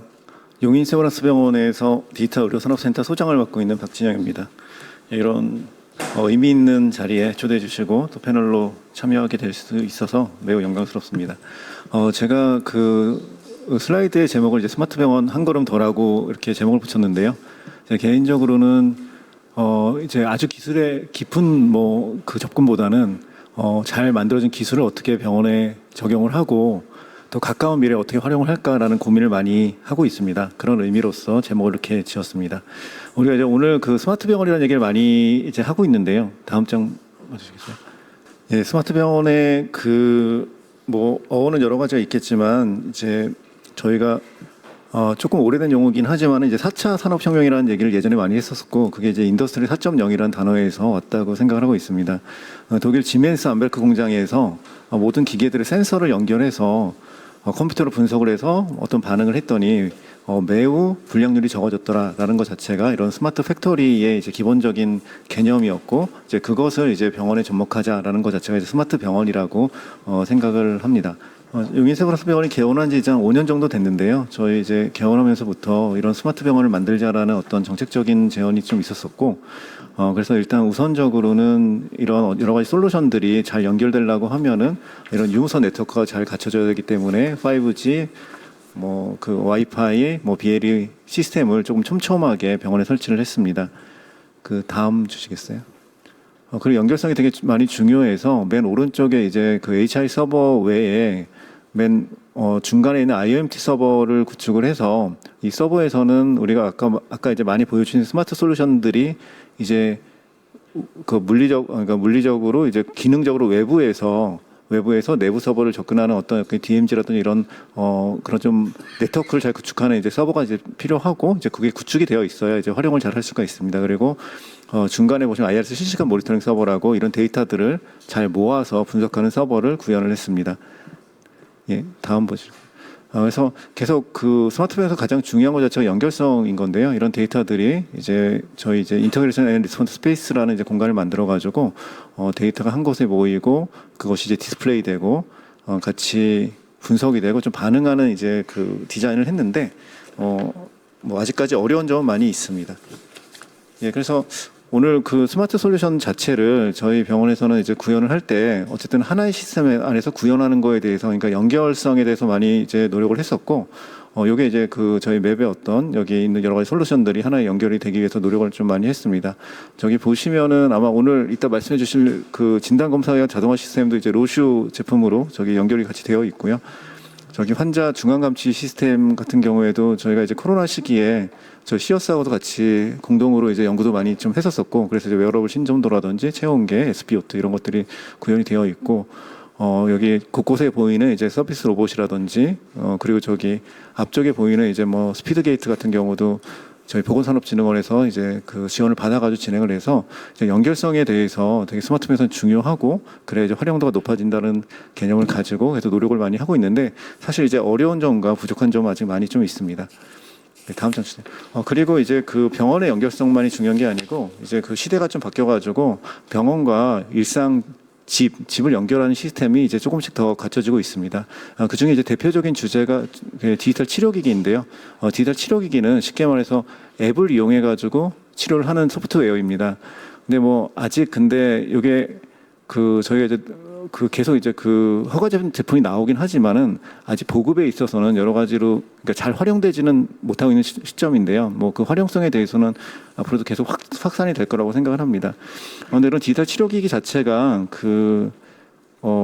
중요한 이유가 예전에는 보통 이제 그 진료의 현장에서 진료신을 보면 이제 뭐 외래에서 제가 이제 환자에게 약을 처방해 주면 환자가 집에 가져가서 의사의 지시대로 약을 먹거나 안 먹거나 뭐 이렇게 진행이 되는 게 보통 이제 우리의 어떤 의료 실제였었고, 그리고 이제 집에서 어떻게 하고 있는지에 대해서는 대부분 그냥 환자의 몫이었습니다. 근데 이런 디지털 치료기기의 어떤 발전으로 인해 가지고 환자의 어떤 그런 패턴 자체가 그 로그 기록이 남고 그런 것들을 통해 가지고 조금 더 이제 환자 맞춤형의 어떤 진료가 될 수가 있고 그 데이터들이 병원으로 전송될 수 있는 이런 시스템이 이제 만들어지고 보급이 되고 있습니다. 이거는 이제 어떻게 보면은 병원 중심의 환자 진료에서 이제 환자 중심의 이제 진료로 이제 조금씩 옮겨가고 있는 그런 좀 패턴이라고 생각을 합니다. 예, 다음 보세요. 그래서 이런 이제 시대적 흐름에 맞도록 하고 저도 이제 정신과 의사인데요. 실제로 이제 뭐 외래를 일주일에 한 번 보고 한 달에 한 번 보고 뭐 3개월 만에 한 번 보고 이렇게 좀 환자들을 그렇게 하고 있는데 집에서 어떻게 지내는지도 되게 궁금하고 또 환자에 맞도록 뭔가를 이제 좀 도움을 주고 싶은 마음도 좀 있기 때문에 이런 콘텐츠 매니지 시스템이라든지 페이션트 모니터링 시스템을 개발을 해서 실제로 또 이제 그 스마트폰 우리가 이제 뭐 스마트워치라든지 링뿐 아니라 스마트폰에서도 이제 환자에 대해서 되게 많은 것들을 이제 좀 얻을 수가 있습니다. 그런 것들에 대해서 모니터링하고 그에 맞는 건강 정보나 행동 계획을 콘텐츠를 격려하고 그거를 이제 모니터링 결과를 의료진에게 제공하는 이런 시스템들을 구현을 하고 있고 또 실제로 조금씩 활용을 하고 있습니다. 사실 이제 바이탈 사인과 관련된 것들을 구현을 하고 싶은 마음이 많이 드는데 이제 누가 모니터링하고 이제 누가 책임질 거라는 문제가 좀 있기 때문에 아직은 케어에 좀 만성질환 케어 쪽으로 집중을 하고 있습니다. 다음 보죠. 그래서 왼쪽 보시면은 이제 되게 많은 이제 데이터들이 모아지고 있고 그리고 오른쪽 보면은 이제 너무 많은 데이터들이 모아지고 있기 때문에 그것을 어떻게 잘 활용해가지고 전달하는지가 이제 앞으로의 큰 과제가 아닐까라고 생각을 하고 있고 이제 그런 기술들이 많이 발전을 하고 있습니다. 이렇게 그 스마트 병원 관련돼서 여러 가지를 진행을 좀 하고 있는데요. 되게 좀 아쉬움과 좀 어려운 점들이 아직 많이 남아 있습니다. 예, 다음 장 주시겠어요? 저희 병원에서는 이런 좀 스마트 병원을 어떻게 만들까에 대해서 이제 직원들이 모여가지고 디자인 싱킹을 정례적으로 좀 갖고 있고 앞으로의 우리의 어떤 과정으로 진행할 건지에 대해서 공감대 형성을 하고 있는데요. 이제 작년에 저희가 디자인 싱킹 워크숍을 진행을 했을 때 좀 특별한 시간을 가졌습니다. 그 중에 하나가 이제 디지털 헬스 성숙도 평가를 진행을 했는데요. 이제 우리 병원의 디지털 성숙도가 얼마인지에 대해서 그냥 병원 직원들이 어떤 기준 없이 본인들 생각에 대해서 이제 조사를 했습니다. 예, 보시면은 크게 세 가지 영역인데요. 임상적 탁월함, 운영의 효율성, 이제 의료진 및 환자 중심의 의료 경험인데 이제 뭐 하이탑은 잘하고 있다라는 거고 로우탑은 좀 부족하다는 건데 로우탑에 해당되는 것들이 이제 대부분이 이제 의료진 및 환자 중심의 의료 경험입니다. 그러니까 즉 이렇게 스마트 병원에 많은 솔루션들이 들어오긴 했지만 실제로 현장에서 의료진이나 환자들이 그거에 대해서 체감할 수 있는 것들은 아직까지는 충분하지 않다. 약간 기술 중심이다라는 것들에 대한 어떤 좀 결과들이 이렇게 좀 반영이 되었다고 생각을 합니다. 다음 장. 사실 이제 스마트 병원을 우리가 만든 이유 자체가 다음 장 주시면 됩니다. 예, 어떤 기술을 잘 도입해가지고 뭐 기술에 대해서 뭔가 잘 확산하는 것도 분명히 중요하겠지만은 병원이란 곳이 되게 번잡하고 바쁩니다. 그래서 의사들도 환자 볼 시간보다는 다른 잡무 처리할 시간들이 너무 많이 들고 또 다른 이제 그 일반 행정부서들도 또 역시 이제 그런 이제 본인의 본연의 일보다는 여러 가지 너무 좀 잡무 처리 시간이 너무 많이 듭니다. 이런 어떤 환경에서 이런 디지털 기술을 활용해서 실제로 이제 뭐 의사 같은 경우에는 환자 눈 맞춤하고 설명해 줄 수 있는 시간을 늘린다든지 아니면 이제 그 직원들 같은 경우는 본연의 업무에 더 집중할 수 있는다든지 이런 방향성을 가지고 가야 되는 게 이런 스마트 병원의 이제 방향성이라고 생각을 하고 이게 기술적으로 발전해야 될 방향성이라고 생각을 합니다. 근데 이것들이 이제 아까 제가 통합과 이제 연결이 중요하다고 말씀을 드렸는데 사실 그렇게 노력은 하고 있지만 아직까지 그게 잘 되고 있다고 생각은 되지는 않는데요. 다음 장 주시겠어요? 그래도 이제 에이전틱 AI라든지 AI 에이전트가 발전하면서 그런 빈 간격을 좀 메꾸지 않을까라고 기대를 하면서 이런 좀 진짜 혁신적인 변화가 좀 생기지 않을까라는 생각을 좀 하고 있습니다. 예, 다음 장 봐주시겠어요? 그래서 제가 말씀드리고 싶은 내용을 조금 정리를 다시 하면 스마트 병원의 진정한 가치는 연결과 통합에서 나오고 기술 혁신은 우리나라 정말 되게 뛰어납니다. 충분히 이제 진행 중인데 이제는 환자와 의료진의 경험을 변화시키는 연결성 있는 혁신이 필요하다고 생각을 합니다. 스마트 병원은 기술이 이제 스마트한 병원을 넘어서서 경험이 스마트해진 병원으로 한 걸음 더 발전을 해야 된다고 생각을 하고 있고요. 스마트 병원의 요소 기술은 되게 발전하고 있지만 연결과 실증은 여전히 부족하고 입원 외래 자택으로 이어지는 환자 치료 프로 속에서 단절이 존재하고 환자 경험이 충분히 개선되어 있지는 않다고 생각을 합니다. 그래서 이제 의료진과 환자의 실제 경험을 반영하는 설계와 평가 체계가 필요하다고 생각을 합니다. 그래서 다음 장 중에 제안은 그래서 향후 좀 연결성 중심의 투자가 확대되지 않나라는 생각을 많이 하고 있습니다. 병원 내부 외부 시스템을 통합하는 플랫폼과 인터페이스에 좀 집중을 하고 뭐 병원 EMR과 웨어러블, 홈 스마트홈 기기, 지역사회 보고망 간 데이터 연계가 좀 필요하다고 생각을 하고요. 실증 기반 평가 체계가 마련이 필요하다고 생각을 합니다. 예, 기술 도입의 성과를 이제 환자 경험 개선, 의료진 업무 부담 경감, 치료 연수성 강화 지표로 평가를 하고 단기 성과보다는 좀 장기적인 효과를 고려한 RW 기반의 연구가 필요하다고 생각을 합니다. 그리고 이렇게 좀 길게 하려고 하다 보면 연구자나 연구팀 중심의 신뢰 투자가 필요하다고 생각을 하고요. 사실 오늘 여기 오신 여러 가지 패널 분들이나 발표자 분들이 저희도 이제 가끔 되게 오랫동안 또 못 본 분도 계시지만 되게 정말 진심으로 열심히 하고 계신 분들이 모여서 이제 오늘 이제 토론을 하고 있다고 생각을 합니다. 5년에서 10년 이상 정말 집중해야 되는 영역이라고 생각을 하고 누군가가 이끌어 나가야 이제 계속 이제 그 일관되게 발전될 수 있는 분야라고 생각을 하고요. 단기적 과제 성과 중심의 평가에서 벗어나 연구자에 대한 신뢰를 바탕으로 한 장기적인 지원 체계를 구축이 필요하다고 생각을 하고 또 연구자의 창의성과 독립성이 존중되는 유연한 평가 기준이 도입이 필요하다고 생각을 합니다. 그리고 실패를 용인하고 도전적 연구를 장려하는 연구 문화가 정착되어야 되지 않을까라고 생각해서 제안을 드립니다. 예, 제가 준비한 건 여기까지입니다. 감사합니다. 네, 감사합니다. 네, 교수님께서는 스마트 병원이 진정한 가치를 가지려면 의료진과 환자의 실제 경험에 반영될 수 있도록 그 병원 내외부적 연결이 강화되어야 한다라고 말씀을 주셨습니다. 네, 자세한 질의응답은 이따 다 발제가 끝난 이후에 함께 하도록 하겠습니다. 이어서 한림대학교 성심병원의 이미연 커맨드 센터장님의 말씀을 청해 듣겠습니다. 센터장님께서는 로봇이 일하는 병원의 현재와 미래라는 주제로 발제해 주시겠습니다. 네, 안녕하세요. 저는 암 환자를 치료하는 방사선 종양학과 의사입니다. 그래서 제 환자분들이 정말 고령화가 이제 이루어지는구나를 10년, 20년 지나면서 계속 느끼고 있는데 굉장히 다양한 솔루션들이 오늘 이 자리에서도 제시가 되고 있지만 물리적인 도움을 어떻게 줄 것이냐 하는 부분에 약간 아직까지 답이 없지만 이제는 로봇이 좀 도움을 줄 수 있지 않을까라는 생각으로 로봇에 좀 집중하고 있습니다. 네, 그래서 오늘 처음으로는 일단 병원에서 서비스 로봇이 지금 어떻게 가고 있는가 말씀을 먼저 드리려고 합니다. 제가 오늘 말씀드리는 데에는 수술 로봇, 재활 로봇 같은 첨단 의료 기기는 포함하고 있지 않고 서비스 로봇, 정말 그냥 우리를 도와주는 로봇만 담고 있습니다. 네, 다음 부탁드립니다. 지금 저희 병원 예시를 먼저 보여드릴 텐데요. 저희 병원에는 11가지 종류 77대의 로봇이 그동안 의료진과 환자를 위해 서비스를 해왔습니다. 이 로봇들은 전부 다 국책과제를 통해서 도입이 됐던 로봇들이고 이렇게 로봇을 다양하게 많이 가지고 있는 게 우리나라나 해외 어떤 병원도 일상적인 사례는 전혀 아닙니다. 다만 미래가 어떻게 될까를 저희가 실증을 하면서 테스트해봤다라고 생각하고 있습니다. 실제로 로봇 사용한 지는 만 3년 정도 됐는데 이미 5월에 누적 로봇 사용 건수 6만 건을 넘겼고 작년 같은 경우에는 한 해 동안 2만 6천 건 정도 사용했습니다. 저희가 아직 로봇에 에러 생겼을 때 누가 대처할 것인가 하는 부분을 24시간 365일 커버하고 있지 못해서 평일 기준으로 사용하고 있는데 하루에 로봇이 100건씩 일을 하고 있다라고 보시면 되겠습니다. 다음 장 부탁드립니다. 실제로 무슨 일을 그렇게 하고 있냐 하면 의료진들은 주로 배송 서비스에 굉장히 만족도를 높게 보이십니다. 병원이라는 데가 진료하고 치료하는 데 같긴 한데 사실 입원 환자를 생각하면 숙박업, 요식업, 세탁업, 청소업, 기타 등등을 다 하고 있는 곳입니다. 그래서 정말 사람이 사는데 필요한 모든 물건이 병원 안에서 왔다 갔다 하고 있기 때문에 어떤 이 도어 투 도어로 이송하는 그런 내부 배송이 굉장히 많을 수밖에 없습니다. 그래서 로봇의 도움을 많이 받았고요. 다음 장 보시면 의료진 만족도가 그래서 가운데 파란색 부분이 로봇을 계속 사용하고 싶다인데 93%에서 100%에 이를 정도로 계속 쓰고 싶다라는 의견을 주십니다.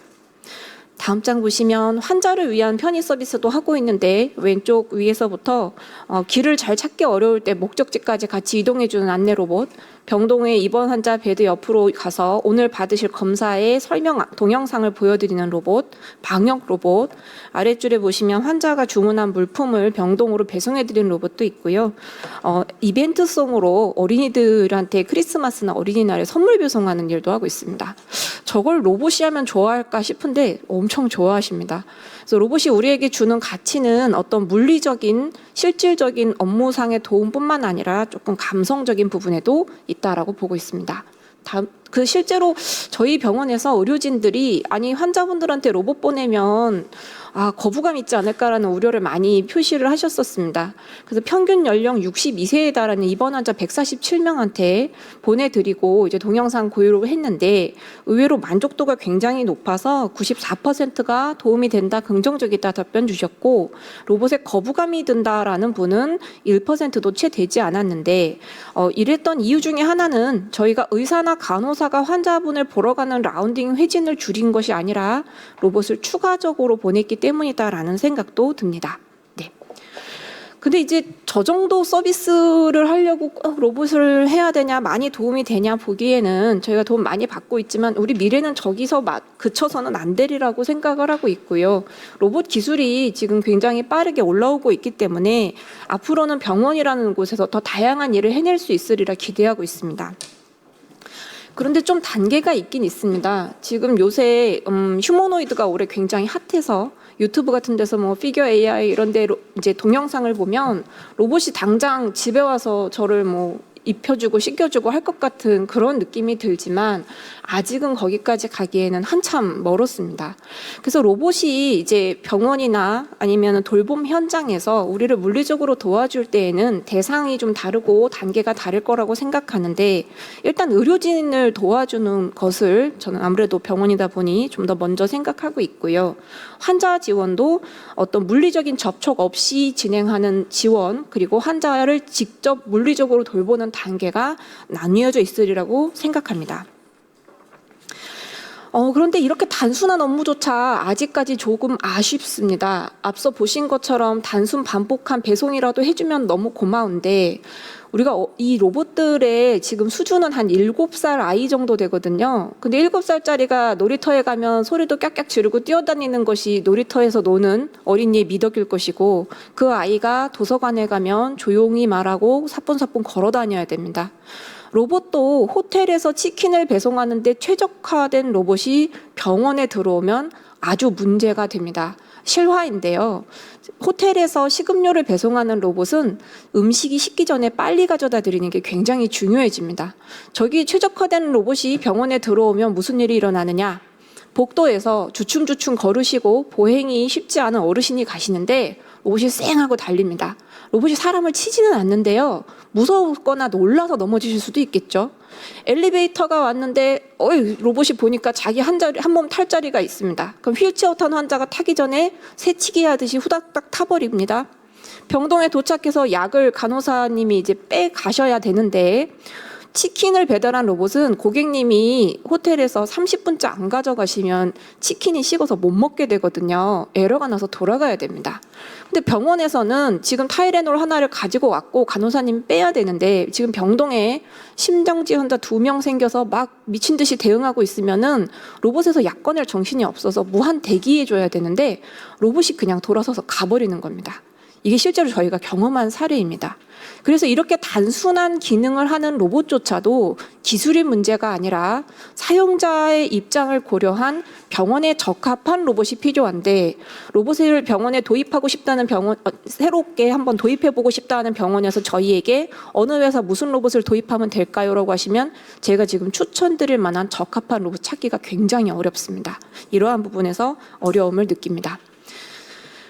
또 하나 의료진하고 돌봄 인력이 도대체 뭘 필요로 할까를 좀 고민을 해야 되는데 갑자기 병원에서 왜 돌봄으로 갔는가 하면 지금 우리나라 인구 구조가 너무 빨리 바뀌었죠. 제가 당장 오늘 저희 부모님이 입원을 하셔도 제가 같이 옆에 간병인으로 들어갈 수가 없습니다. 그러다 보니 이제 간호간병 통합 서비스와 같은 일들을 하면서 결국은 병원에서도 이제 진료뿐만 아니라 돌봄까지 이제 같이 제공을 해드려야 되는데 우리가 그런 준비가 되어 있는가가 좀 의문입니다. 병원보다 조금 더 돌봄에 집중하게 되시는 노인 요양시설 기준으로 서울시에서 내신 보고서를 보게 되면 왜 이 일이 힘듭니까? 라고 물었을 때 조금 결이 다릅니다. 요양보호사, 즉 환자분을 이제 신체적으로 이동시키고 자세 바꾸고 이제 위생 관리해드려야 되는 분들은 육체적 부담이 너무 힘들다고 하십니다. 아시다시피 이런 요양보호사 같은 분들이 우리나라에서 현재 50대 이상이 보고에 따라 75% 이상에서 90% 이상이죠. 본인도 무릎이 아픈데 저 사람을 하나 옮겨야 되려니 얼마나 힘들겠습니까? 저기에 대한 이제 대응 방안이 아직까지 좀 명확치 않고 간호사나 간호조무사의 경우에는 환자 상태가 괜찮나 여기는 어떤가 이렇게 보는 관찰 라운딩에 많은 시간 쓴다라고 하고 있습니다. 두 번째 있는 관찰 라운딩은 사실 로봇이 요새 뭐 LLM뿐만 아니라 VLA 등등 기술이 올라가면서 멀티모달로 이제 인지할 수 있는 부분이 늘어나기 때문에 꼭 로봇이건 아니건 간에 해결할 수 있을 것 같은데 앞에 있는 육체 부담 어쩔 거냐가 답이 잘 나오지 않습니다. 다음 부탁드립니다. 사실 그래서 앞서 보셨던 여러 가지 임무를 제각각 하는 돌봄 보조 로봇들이 하나씩 이제 개발이 되고 있기도 한데요. 한 명을 돌보는데 이제 이럴 때는 이 로봇 끌어다가 쓰고 저거 할 때는 또 저 로봇 부착해서 쓰고 한다는 게 현실적으로 대단히 어렵습니다. 그럼 사실은 사람이 사람을 만지는 게 제일 덜 위험한데 그 의료진이 저렇게 힘들 때 근력이라도 좀 보조해주면 안 되나 이런 이제 아쉬움이 있습니다. 우측 사진은 공장에 있는 노동자가 위를 보는 작업을 할 때 팔 힘을 보조해주는 웨어러블 로봇인데요. 의료 현장에도 저런 근력을 보조해줄 수 있는 어떤 그런 방식. 지금 방향이 달라서 저 로봇 그대로 가져다 절대 못 쓰거든요. 병원 업무 특성에 맞는 웨어러블 로봇과 같은 방식이 필요하지 않을까 생각합니다. 다음 부탁드립니다. 사실 이제 환자에 대한 직접 지원도 다들 머릿속에 다 그림이 있으실 거예요. 근데 이제 그냥 대화 나누고 상태 파악하고 하는 그런 것들은 어떻게 할 수 있겠는데 움직일 때 직접 물리적으로 도와주는 거는 굉장히 다른 일입니다. 지금 앞서 말씀드린 멋져 보이는 휴머노이드 로봇들이 공장에서 일을 잘하는 것부터 지금 첫 발을 떼고 있는데 앞서 호텔에 맞춤화된 로봇이 병원에서 일할 수 없다라고 말씀드린 것처럼 공장에서 일 잘하는 로봇 만들어 오면 병원에서 못 씁니다. 그 환경이 너무나 전혀 다르고요. 우리가 필요로 하는 업무의 특성과 미덕이 다르죠. 그렇다고 하면 조금 긴 미래를 바라보고 있을 때 저런 로봇이 꼭 휴머노이드가 아니더라도 환자를 직접 지원하는 데 들어오려면 어떤 방향성을 가지고 기술을 개발하고 어떻게 효용성을 판단하고 안정성을 확보할 것인가에 대한 이제 발걸음을 이제는 시작해야 될 때가 아닌가 생각합니다. 그래서 사실 로봇 전문가에게는 병원에 좀 맞는 로봇을 만들어 주십시오. 그리고 의료 전문가인 저희는 이런 서비스를 이렇게 하면 좋겠습니다. 로봇이 일을 하기 전후에는 어떤 일이 일어나야 됩니다. 이런 서비스 설계를 하면서 협업하는 노력을 그동안 꽤 열심히 해왔는데 제가 결국 느낀 것은 제도적, 재정적 지원이 없으면 이것이 지속 가능하지가 않더라 하는 부분입니다. 그래서 미래의 병원에서 로봇 활성화에 뭐가 필요할까를 좀 생각해 보았습니다. 저는 사실 제가 80살이 되면 누가 돌봐줄까가 이제 참 답답해서 로봇을 계속 보고 있는데요. 다음 장 보여주시면 사실 식당에서 서빙 로봇 보는 건 이제 전혀 놀랍지가 않은데 제가 아까 저희 병원 사례 보여드린 거 보면 로봇이 많고 일도 많이 하고 의료진도 좋아하고 환자도 좋아한다는데 저렇게 병원에서 로봇 다루는 사례가 많지 않은 이유가 뭔가를 좀 살펴보아야 한다고 생각합니다. 실제로 제가 뭐 인터넷 검색을 통해서 내지는 개인적으로 아름아름 알게 된 국내에서 저런 서비스 로봇을 이미 활용하고 계시거나 활용하려고 노력했다가 실패하신 병원이 35개가 넘습니다. 왜 뭐가 그렇게 힘들었는가 도입해보기 전에는 몰랐는데 시작을 하고 나니까 정말 하나에서 10개까지 아직은 우리에게 많이 부족한 부분이 보였습니다. 다음 장 부탁드립니다. 그래서 사실 작은 어려움들은 하나하나 해가면 되는데 우리가 하나의 방향성을 바라보고 가고 있느냐 하는 부분이 굉장히 고민입니다. 앞서 제가 저희 병원에 있는 모든 로봇은 국책과제를 통해서 도입되었다고 말씀드렸고요. 저희도 이제 국가에서 다양한 과제가 있기 때문에 지금까지 이런 경험을 해볼 수 있었습니다만 그리고 지금까지 아주 많은 연구와 실증 과제가 있었습니다만 국민들이 체감하시기에 병원에서 또는 돌봄 현장에서 로봇이 잘 사용돼가지고 내가 아주 편하고 좋다라고 체감을 하고 있느냐? 그러면 그렇지 못하다고 생각합니다. 지금까지는 로봇의 수준이 조금 안 돼서 그런 것도 있었지만 지금 피지컬 AI 얘기 나오고 굉장히 기대가 되거든요. 10년이 지나면 로봇이 일할 만한 로봇 나올 것 같습니다. 근데 그 로봇이 무슨 일을 어떻게 할 것이냐에 대해서는 저희가 좀 청사진을 가지고 가야 되지 않을까라고 생각을 하고, 그렇다면 전체적인 방향성이 서로 파편화된 연구, 파편화된 실증 과제로 묻히지 않게 큰 방향성에 대해서는 의료진이나 돌봄 전문가, 로봇 전문가뿐만 아니라 공간도 중요하고 정책이나 규제도 다양한데 이런 분들이 모여서 지금 현재 무엇이 문제고 어떤 방향으로 나아가야 하는가에 대한 논의가 필요할 것 같습니다. 그리고 정말 아쉬운 건 로봇을 이미 사용해 본 최소한 35군데의 병원들이 많은 성공 경험뿐만 아니라 많은 실패 경험을 갖고 계십니다. 우리나라 사람들이 실패한 얘기는 서로 잘 하지 않으세요. 몰래 그냥 묻습니다. 그랬더니 이제 누군가 실패한 그 사례가 다른 병원에서 똑같이 일어날 일인데도 불구하고 다른 병원은 그런 실패가 눈앞에 있는지 모르고 또 똑같은 길을 가고 있습니다. 사실 우리나라 의료 기관들이 굉장히 스마트한 기술을 도입하는 거에 적극적이고 아주 빠르거든요. 빨리빨리 써보거든요. 그렇게 빨리 쓰면서 경험했던 안 좋은 것들을 잘 모으면 앞으로 어떻게 나갈까에 대해서 굉장히 중요한 데이터가 될 텐데 이걸 어떻게 좀 체계적으로 오픈해서 모을 수가 있겠는가 하는 것들이 없이 계속 묻히면서 시간이 가고 있는 게 저는 많이 아쉽습니다. 근데 사실 이제 산업 생태계가 활성화돼야지 저게 가능하지. 저거 뭐 계속 국가에서 언제까지 로봇을 뭐 퍼줄 수는 없을 것 같고요. 의료에서 사실 갖고 있는 문제가 한둘이 아닌데 그걸 어떻게 로봇에다가 많은 예산을 주겠습니까? 근데 관련 산업 생태계가 왜 활성화가 안 되는가를 좀 살펴보면 병원 입장에서 일단 로봇 구매할 구매력이 별로 없고요. 도입 의지가 생기기가 쉽지 않습니다. 로봇을 도입해서 간호사 업무를 많이 줄였어요. 전에는 엘리베이터 타고 줄 서 있다가 약 타러 갔다 올 거를 이제 환자 옆에서 환자를 볼 수 있게 시간을 확보해 줬습니다. 수가상 아무런 이득이 없죠. 그리고 환자분들이 막 휠체어 막 탄 환자, 막 수액줄 끈 환자가 주춤주춤하면서 지하까지 내려가가지고 자기 필요한 물티슈 하나 갖고 올라오던 걸 로봇으로 배송해 드립니다. 환자분한테는 정말 도움이 될 텐데 의료기관 입장에서는 전혀 돈이 되지는 않습니다. 그러니 의료기관 입장에서 우리가 로봇을 굳이 도입을 해야 되나라는 것에 결심하시기가 대단히 어려운데요. 제가 조금 아쉬운 것은 요새 디지털 리터러시 이야기를 많이 하는데 로봇도 사용해 보니까 잘 쓰는 사람이 더 잘 씁니다. 똑같은 로봇을 나눠줬을 때 전 모르겠고 무섭고 안 만질래요 하는 데는 뭘 갖다 줘도 못 쓰는데요. 자꾸 쓰시는 분들은 더 좋은 활용 방안을 찾고 거기에 맞춰서 진화합니다. 의료진들은 대단히 보수적인 그 교육을 받고 보수적인 사고를 하도록 되어 있는데 10년 뒤에 이분들이 로봇 도입 도움 없이 지금처럼 일해서 지속 가능할 만큼의 인력이 없거든요. 그렇다고 하면 어찌 보면 아직까지 가성비는 안 나와도 의료진들이 로봇에 대한 리터러시를 가지고 익숙하게 쓸 수 있도록 교육하는 셈 치고라도 로봇은 좀 도입이 돼야 되지 않나라는 생각을 합니다.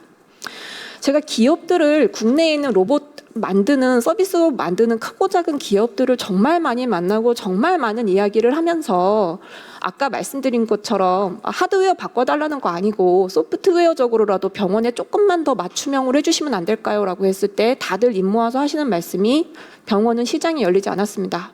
즉 여기를 위해서 뭔가를 하는 거에 돈을 들이는 투자를 하는 것이 포지티브하지 않기 때문에 못한다는 이야기를 많이 하셨거든요. 근데 병원이 정말 로봇 구매력이 생기고 로봇을 도입한다라는 확신이 있으면 기업이 좀 움직이고자 할 텐데 문제는 아까 말씀드린 호텔이 아닌 병원에 적합한 로봇이라는 게 나오려면 기획, 개발, 실증, 활용, 확산 전체 단계에 의료 전문가를 빼고 진행하시면 나중에 이제 그 테크니컬 뎁트라고 하죠. 일단 다 만들어서 양산해 놨는데 이 버튼은 이렇게 바꿔야겠는데 어마어마한 돈이 들어갑니다. 문제는 국내에 로봇 기업들이 대기업이 별로 없거든요. 그런 기업들이 저렇게 의료 전문가하고 초창기부터 지속적으로 피드백을 받으면서 그렇게 하기 대단히 어렵습니다. 그래서 우리나라에서 스타트업이나 중소기업들이 로봇 분야를 이제 하는 거를 좀 키워줄 생각이 있다라고 하면 이런 도메인에 특화되게 만들 수 있는 이제 좀 특장점을 가질 수 있는 지원이 필요하지 않나라는 생각이 듭니다. 사실 규제나 지원이 없어서 로봇을 못하냐? 그건 아니라고 생각하는데 현장에서 이걸 하려고 하면 규제나 지원 때문에 사실 참 되게 어렵습니다. 사실 저희가 꿈꾸는 건 그런 것들이 있거든요. 병원에 로봇이 돌아다니는데 얘가 이제 비전 그리고 소리 다 분석해서 AI가 딱 지나다니다가 돌아다니다가 저쪽에 침대에 계시는 홍길동님이 인상을 쓰고 배를 쥐고 있는 걸 보면 의료진한테 홍길동님 지금 큰일 난 것 같다. 엄청 아파 보이는데 뭔 일인지 한번 봐야 될 것 같다. 알려주면 좋겠거든요. 그 지금 할 기술이 없다고는 생각하지 않습니다. 근데 이 시나리오로 한번 해볼까 생각을 하면 그 환자가 홍길동님인 걸 로봇이 어떻게 할 거냐. 안면 인식을 할 거냐. 그럼 환자 얼굴 데이터를 우리가 저장은 해도 될 거냐. 동의서는 어떻게 받으며 서버는 어디다 놔야 할 거냐부터 시작하는 수많은 언덕을 저는 의사라 이런 거 하나도 모르는데 그걸 이제 넘어가야 되는 그런 어려움이 있습니다. 그래서 앞서 말씀드렸던 장기적인 방향성이 나온다면 그런 시나리오 상에서 있을 수 있는 규제나 보안, 정보 보안 이런 것에 대한 방법은 해결 방안은 이거다라는 걸 보여주면서 기업이나 병원이 좀 뛰어들 수 있게 이제 좀 꽃길을 깔아주시면 좋겠다라는 생각이 들고 지원 정책은 저희 아까 로봇이 많다고 말씀드렸거든요. 얘네가 통신료가 정말 쉽지가 않습니다. 저희 로봇은 그냥 저 어디에 있어요. 지금 뭐 몇 미터 속도로 가고 있어요. 충전 중이에요. 이런 단순한 데이터만 보내기 때문에 실제로 로봇이 사용하는 그 통신의 양이 많지가 않고 그런데 얘 유튜브를 보는 것도 아니고 저희가 뭐 스트리밍 서비스를 하는 것도 아니거든요. 근데 우리 로봇 한 대당 통신요금이 제 통신요금보다 훨씬 비쌉니다. 왜 산업용 전기 싸게 주시는 걸로 알고 있는데 로봇 통신 요금 싸게 안 해주실까? 그런 이제 잘 자라지만 현장에서 어려움을 겪는 그런 것들이 해결이 되어야 저희가 좀 도움을 받고 우리 의료진이나 돌봄 인력이 물리적으로 힘든 거 그런 건 로봇 도움을 받아서 사람은 정말 가치 있게 사람한테 집중할 수 있는 일에 좀 매진할 수 있는 그런 환경이 될 것 같습니다. 그래서 다음 장은 결론입니다. 저는 로봇이 좀 필수적일 수밖에 없는 요소가 우리 인구 구조상 됐다라고 생각을 하고요. 이런 이제 스마트니스를 막 빨리 적용하는 한국의 의료 특성 그리고 우리가 로봇을 조금 더 안전하게 보안성 있게 만들 수 있을 거라는 기술력도 갖고 있다고 생각하는데 이게 합쳐진 세계적인 성공 모델이 나올 수도 있지 않을까 그렇게 생각합니다. 감사합니다. 네, 센터장님 말씀 감사합니다. 병원과 로봇의 결합이 이미 의료진 보조뿐만 아니라 환자 편의 서비스에도 활용되고 있다는 사례 발표도 잘 들었습니다. 앞으로는 사용자 입장을 충분히 고려한 그런 병원 환경에 최적화된 로봇이 필요하고 그렇다면 변화해갈 의료 환경을 더욱더 잘 풍요롭게 만들 수 있다라는 것도 저도 같이 기대가 좀 됐습니다. 다시 한번 감사드리고요. 세 번째 발제자는 한국로슈진단의 임지은 전무님입니다. 진단검사 자동화 솔루션의 현재와 향후 과제를 주제로 말씀 청해 듣겠습니다. 네, 안녕하세요. 로슈진단 정책팀의 임지은입니다. 스마트 병원의 미래와 현재를 함께 논의하는 뜻깊은 자리에 초대해 주셔서 감사합니다.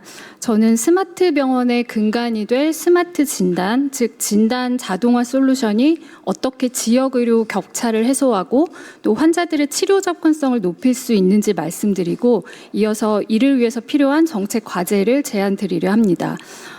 저는 이제 진단 자동화 솔루션을 화면으로 보여드리면서 구두로 발표를 진행하도록 하겠습니다. 다음 장 넘겨주시면 저희가 이제 병원에서 받는 검사들은 겉보기에는 다 기계가 하는 것 같지만 실제로는 전체 검사 과정의 절반 이상이 여전히 사람의 수작업에 의존하고 있습니다.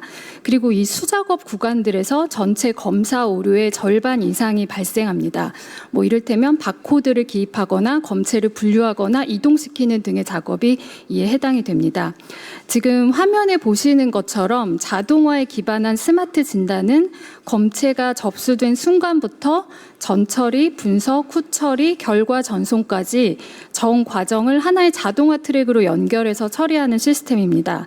검체가 사람 손을 거치지 않고 자동화된 트랙을 따라서 차례로 이동하면서 검사와 분석이 진행되는 것입니다.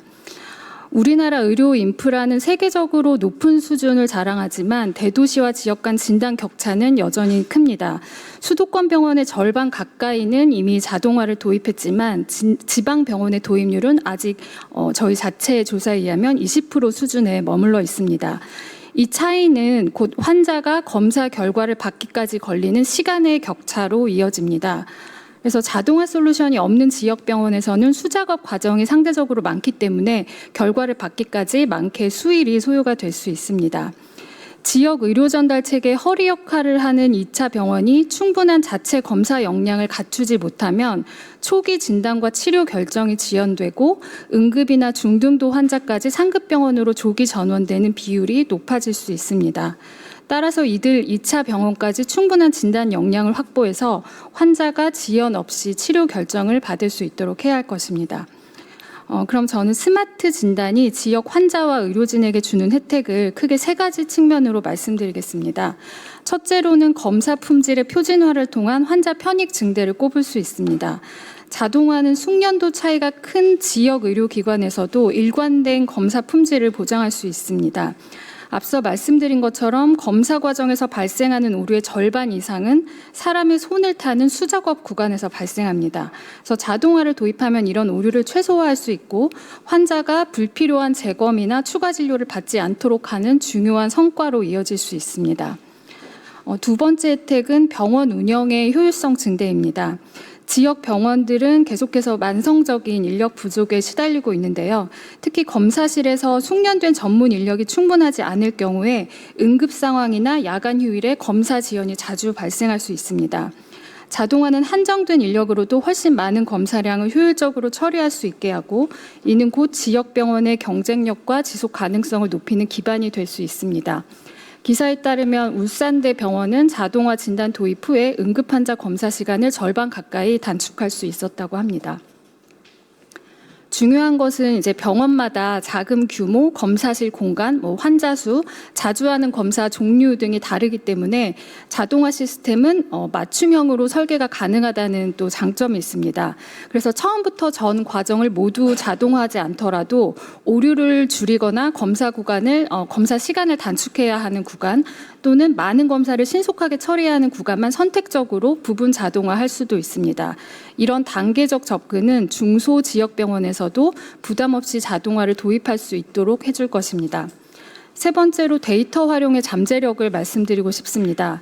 자동화는 단순히 검사 속도를 높이는 데 그치지 않고 장비 운영 과정에서 축적되는 데이터를 분석해서 효율적인 인력 배치, 비용 절감, 환자 안전 관리에도 활용할 수가 있습니다. 이러한 스마트 진단이 지역 의료 현장에 확산되기 위해서 3가지 정책을 제안 드리고 싶은데요. 먼저 공적 투자의 확대가 필요합니다.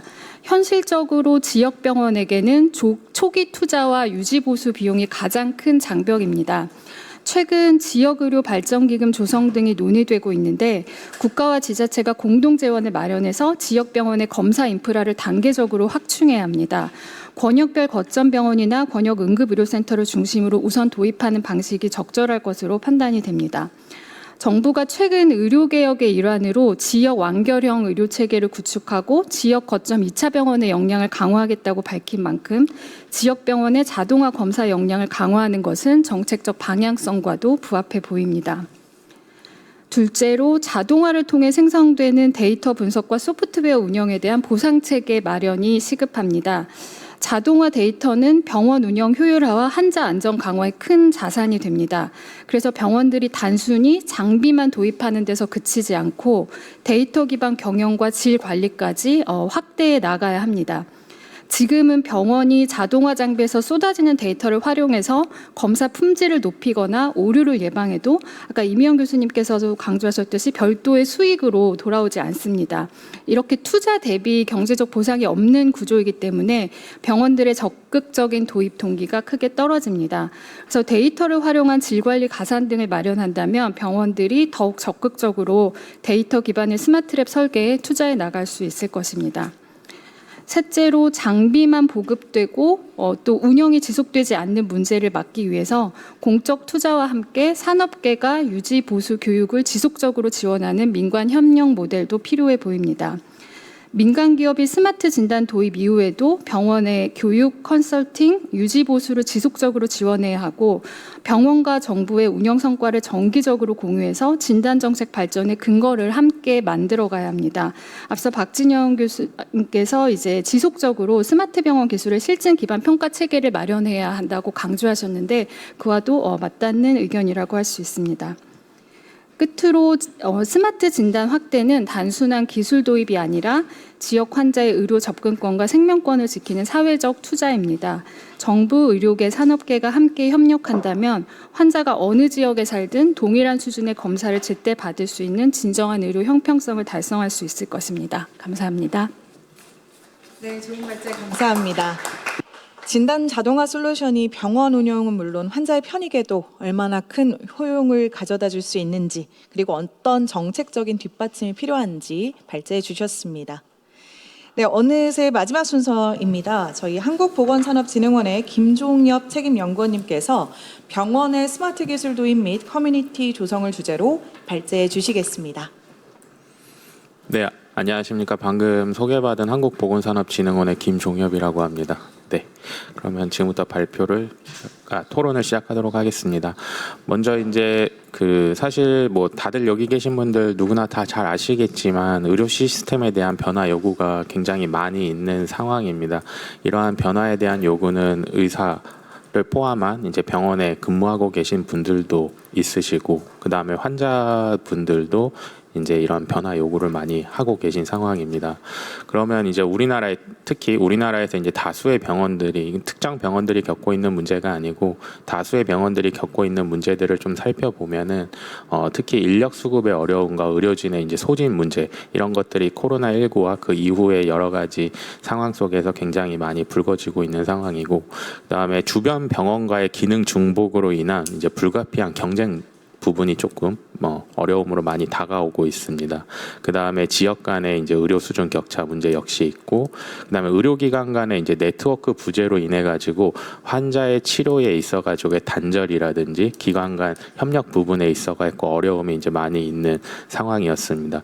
사실 이러한 어려움들이 그러면은 이제 어떻게 우리가 해결을 할 수 있을 것인가에 대한 좀 고민을 많이 해봤었는데 부분적인 제도 개선이라든지 일시적인 예산 투입만으로는 이런 병원 서비스의 고질적 문제를 해결하기에 조금 어려움이 있지 않았나 생각이 들었습니다. 그래서 이제 스마트 병원이라는 첨단 이제 디지털 기술을 발전을 바탕으로 하는 좀 미래지향적인 해결책을 제시하고자 이제 스마트 병원이 대두되었다라고 말씀을 드릴 수가 있겠습니다. 다음 페이지 부탁드리겠습니다.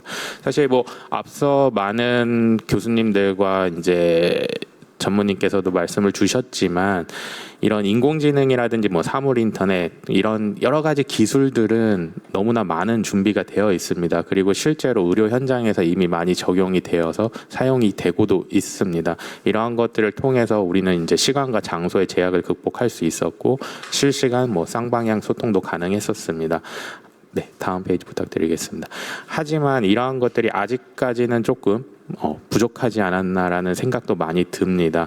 그래서 이제 우리는 이제 단순한 병원의 디지털화를 넘어서 가지고 공급자 중심에서 이제 수요자 중심이 되는 그리고 기술과 인프라 중심에서 서비스와 효과를 중심으로 하는 그리고 단순한 보조 수단에서 서비스 절차의 근본적인 재조정과 자동화된 통합 분석을 통한 실시간 피드백이 가능한 이제 디지털화에서 스마트 병원으로의 진화가 필요한 상황이라고 말씀드릴 수가 있겠고 이러한 스마트 병원을 통해서 이제 환자, 의료인, 병원 그리고 보건의료 체계 전반에 대해서 그리고 최종 목표로는 치료의 효과성을 높이고 병원 운영의 효율성과 새로운 가치를 창출하고 그리고 무엇보다도 환자 중심의 의료 서비스를 통해서 환자 경험을 향상시키고 의료비 절감까지 이룰 수 있는 환자 경험을 높이는 병원으로의 그런 추진이 필요하다라고 말씀을 드릴 수가 있겠습니다.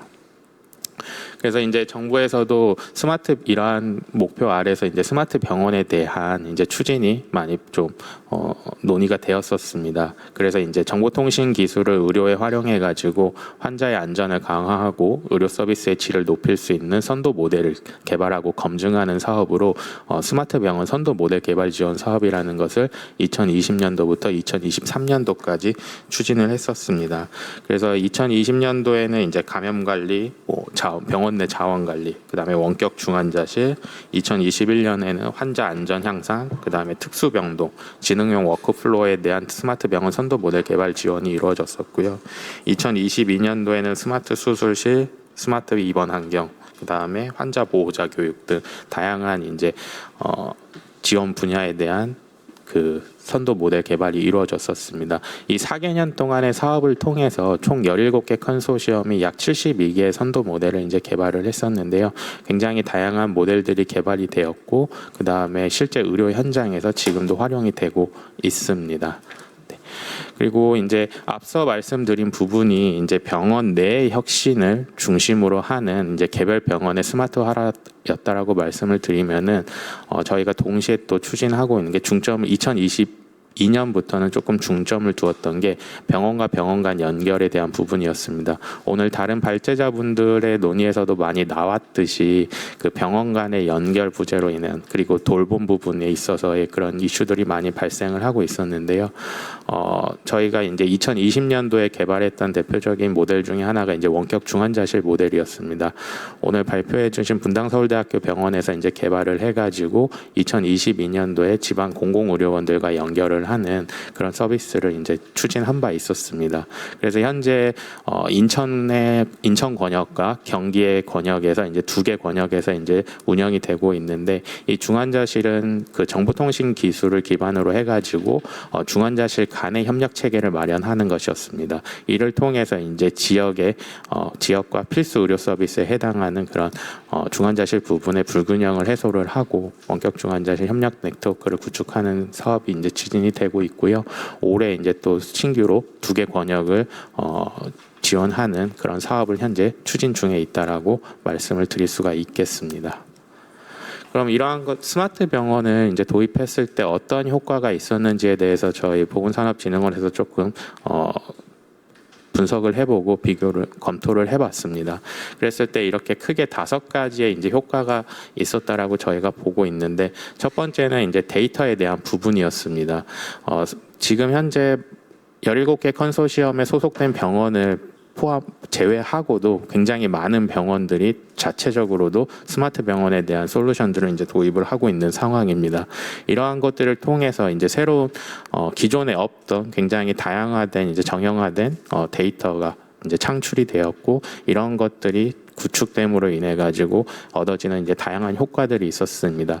이러한 데이터를 활용해 가지고 아래 이제 자원 재분배라든지 그 다음에 환자의 스마트 케어를 위한 다양한 이제 효과들이 연쇄적으로 이제 나타날 수 있게 되었었고요. 그리고 무엇보다 이제 의료진을 포함한 환자 등을 이제 감염이라든지로부터 보호할 수 있는 리스크 프로텍션에 대한 효과도 있었습니다. 그리고 무엇보다 이제 병원 내 운영 효율성을 위한 부분에 있어가지고 자원 재분배 부분에서 있어 큰 효과가 있지 않았나라고 그렇게 생각을 하고 있습니다. 특히 이제 인력의 재분배라든지 이제 불필요한 이제 업무 시간의 감소로 인한 자원 세이브 효과, 그리고 이러한 인력들을 재배치함으로써 병원의 운영 효율성이 높아지는 부분이 있었고요. 스마트 솔루션 등을 도입을 통해 가지고 이제 환자에 대한 보다 스마트한 케어가 가능해졌었습니다. 그래서 의료진들은 이제 의료 서비스에 보다 집중할 수 있는 그런 환경들이 많이 만들어졌었고요. 그리고 의료 서비스의 질 강화 측면에 있어서도 무엇보다도 이제 의료진의 업무 소진과 업무 스트레스가 좀 감소하는 효과가 있었습니다. 특히 병원 종사자들이 기존에 대비해서 이제 병원에서 의료인을 위한 뭔가를 하고 있다라는 부분에 있어서 많은 긍정적인 효과가 있었다라고 말씀을 드릴 수가 있겠습니다. 그리고 뭐 다양한 이제 외래라든지 회진에 있어서의 업무 시간 처리 단축 등의 의료질 개선 효과가 있었습니다. 그러면 이제 병원에 이제 스마트 병원의 이제 진화 단계를 보면은 사실 그 병원 간에 이제 좀 차이가 있는 것 같습니다. 지금 여기서 이제 스테이지 1, 2, 3, 4로 이제 나눴었는데 스테이지 지금 우리나라의 이제 상급 종합병원을 중심으로 해서는 이제 스테이지 3 그리고 저희 스마트 병원 선도 모델 사업을 통해서도 이 스테이지 3에 대한 부분들이 많이 적용이 되고 실제로 현재 병원 환경에서 이제 운영이 되고 있습니다. 하지만 이제 우리나라의 이제 상급 종합병원이라든지 그 대학병원을 제외한 나머지 이제 종합병원이라든지 이런 부분에 있어서는 아직까지 스테이지 3에까지는 조금 부족한 부분이 이제 많이 있다라고 느껴지고 있고 스테이지 2라든지 일부는 스테이지 1 단계에서도 머물러 있는 상황입니다. 그래서 앞으로 우리가 보다 진짜 국민이 원하는 의료 그 병원 환경의 개선을 위해서는 이제 스테이지 4로 나아가야 될 텐데 이러한 부분을 위해서 보다 적극적인 이제 정책적 지원과 재정적 지원이 좀 필요하지 않나라고 그렇게 생각을 하고 있습니다. 네, 그래서 이런 것들을 종합적으로 봤을 때 앞으로 이제 스마트 병원의 이제 좀 확산 방향을 저희가 조금 고민을 해보면은 앞서 사실 다른 발표자분과 그 토론자분들께서 주셨던 내용과 거의 동일하다라고 볼 수 있겠습니다. 그래서 정보와 기술이 연결된 이제 스마트 병원과 스마트 병원을 중심으로 하는 생태계 조성을 위해서 그 미래 의료 시스템 구현이 가능한 이제 단계적 육성, 장기적 관점에서의 육성 방안이 필요하다라고 그렇게 생각을 하고 있고요. 스마트 병원 구현을 위한 이제 기반 인프라에 대한 증설과 투자가 조금 더 적극적으로 이루어져야 되지 않겠나라고 생각을 하고 있습니다. 왜냐하면은 아까 많은 분들께서 말씀을 주셨지만 이러한 스마트 병원 기술을 도입함에 있어 갖고 병원이 얻는 경제적인 부분이나 이런 것들에 대한 아직까지 이득이 별로 없는 부분입니다. 그렇기 때문에 재정적 여력을 가진 상급 종합병원이라든지 대학병원조차도 투자에 조금 어려움을 겪고 있고 그보다 이제 더 어려운 환경에 있는 종합병원이라든지 그 이하의 병의원 같은 경우에는 더 많은 어려움이 있는 것이 실질적인 상황입니다. 그래서 이러한 기반 인프라에 대한 증설과 투자가 조금 더 있어야 될 것 같고 스마트 병원을 추진하였을 때에 대한 효과성과 경제성에 대한 부분들을 입증할 수 있도록 지원을 해야 될 것 같고요. 그리고 스마트 병원과 관련된 정보 공유 채널을 좀 더 체계화하고 많은 정보를 제공할 수 있도록 하는 노력이 필요하지 않을까라고 생각을 하고 있습니다. 그래서 이제 간단하게 이제 단계별 이제 지원 전략 세분화를 조금만 이제 한번 보면은 상급 종합병원 같은 경우에는 이미 많은 병원들이 이런 기술들을 도입을 하고 있습니다. 그래서 이러한 기술의 도입을 통해서 이제 프로세스 혁신을 이끌 수 있도록 제도적, 재정적 지원이 좀 필요할 것 같고 이를 통해서 이제 발생하는 좀 여력들을 스마트 병원에 대한 추가적인 선도 모델이나 연구 개발 지원을 통해서 이제 지역 간 의료 체계의 헤드쿼터 역할을 수행할 수 있도록 지원하는 다양한 지원이 필요하지 않을까. 라고 생각을 하고 있고요. 종합병원 단계에서는 이제 검증된 선도 모델의 선제적 도입 지원을 할 수 있도록 함으로써 전체 의료질 제고에 대한 추진이 필요할 것 같습니다. 그리고 병의원이나 보건소 등 이제 지역사회 그런 굉장히 말초신경과 같은 그런 의료기관에 대해서는 보건의료기관에 대해서는 기본 인프라 지원과 확산 가능한 이제 스마트 병원에 대한 도입 모델 지원이 필요할 것 같고 이를 통해서 이제 보다 많은 국민이 체감하실 수 있는 서비스에 대한 전면적인 확산 지원이 필요하다라고 생각을 하고 있습니다.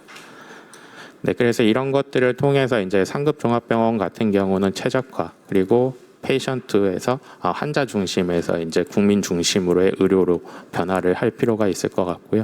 종합병원 같은 경우에는 보다 케어적인 측면, 그러니까 이제 기존에 이제 종합병원들이 그 듀링 헬스케어라고 우리가 표현하는 병원 안에서의 진료에 조금 더 초점을 맞추고 두고 있었고 현재 다양한 스마트 병원 기술들도 그 병원 안에서의 그런 부분에 집중이 되어 있다라고 말씀을 드릴 수 있겠습니다.